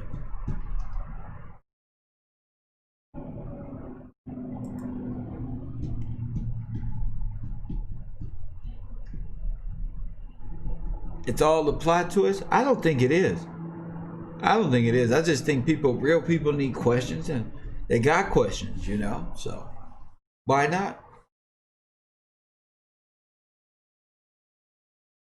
You know? Coffee and Kush TV. I'm gonna allow each and every one of you people to call in and ask the right questions and so forth and so on. As for me, y'all know how it is. Y'all know how it is. Make sure y'all hit that like button. subscribe. I'm going to make sure all the technical stuff on this side is taken care of. I love you. I see you on the next Judge GILLZ, which is going to be the same topic. It's going to be the same thing. I want everybody to have their notes ready, like Puerto Rican cuz is like ready to go, and be ready to ask real questions that deal with this topic, because it's very important when you're dealing with the assassination plot of Biggie Smalls. You know, he mentions a lot of people. Coffee and Kush TV sponsors this show. Global GILLZ Network sponsors this show. And Judge GILLZ, it is. I see y'all next time on the show.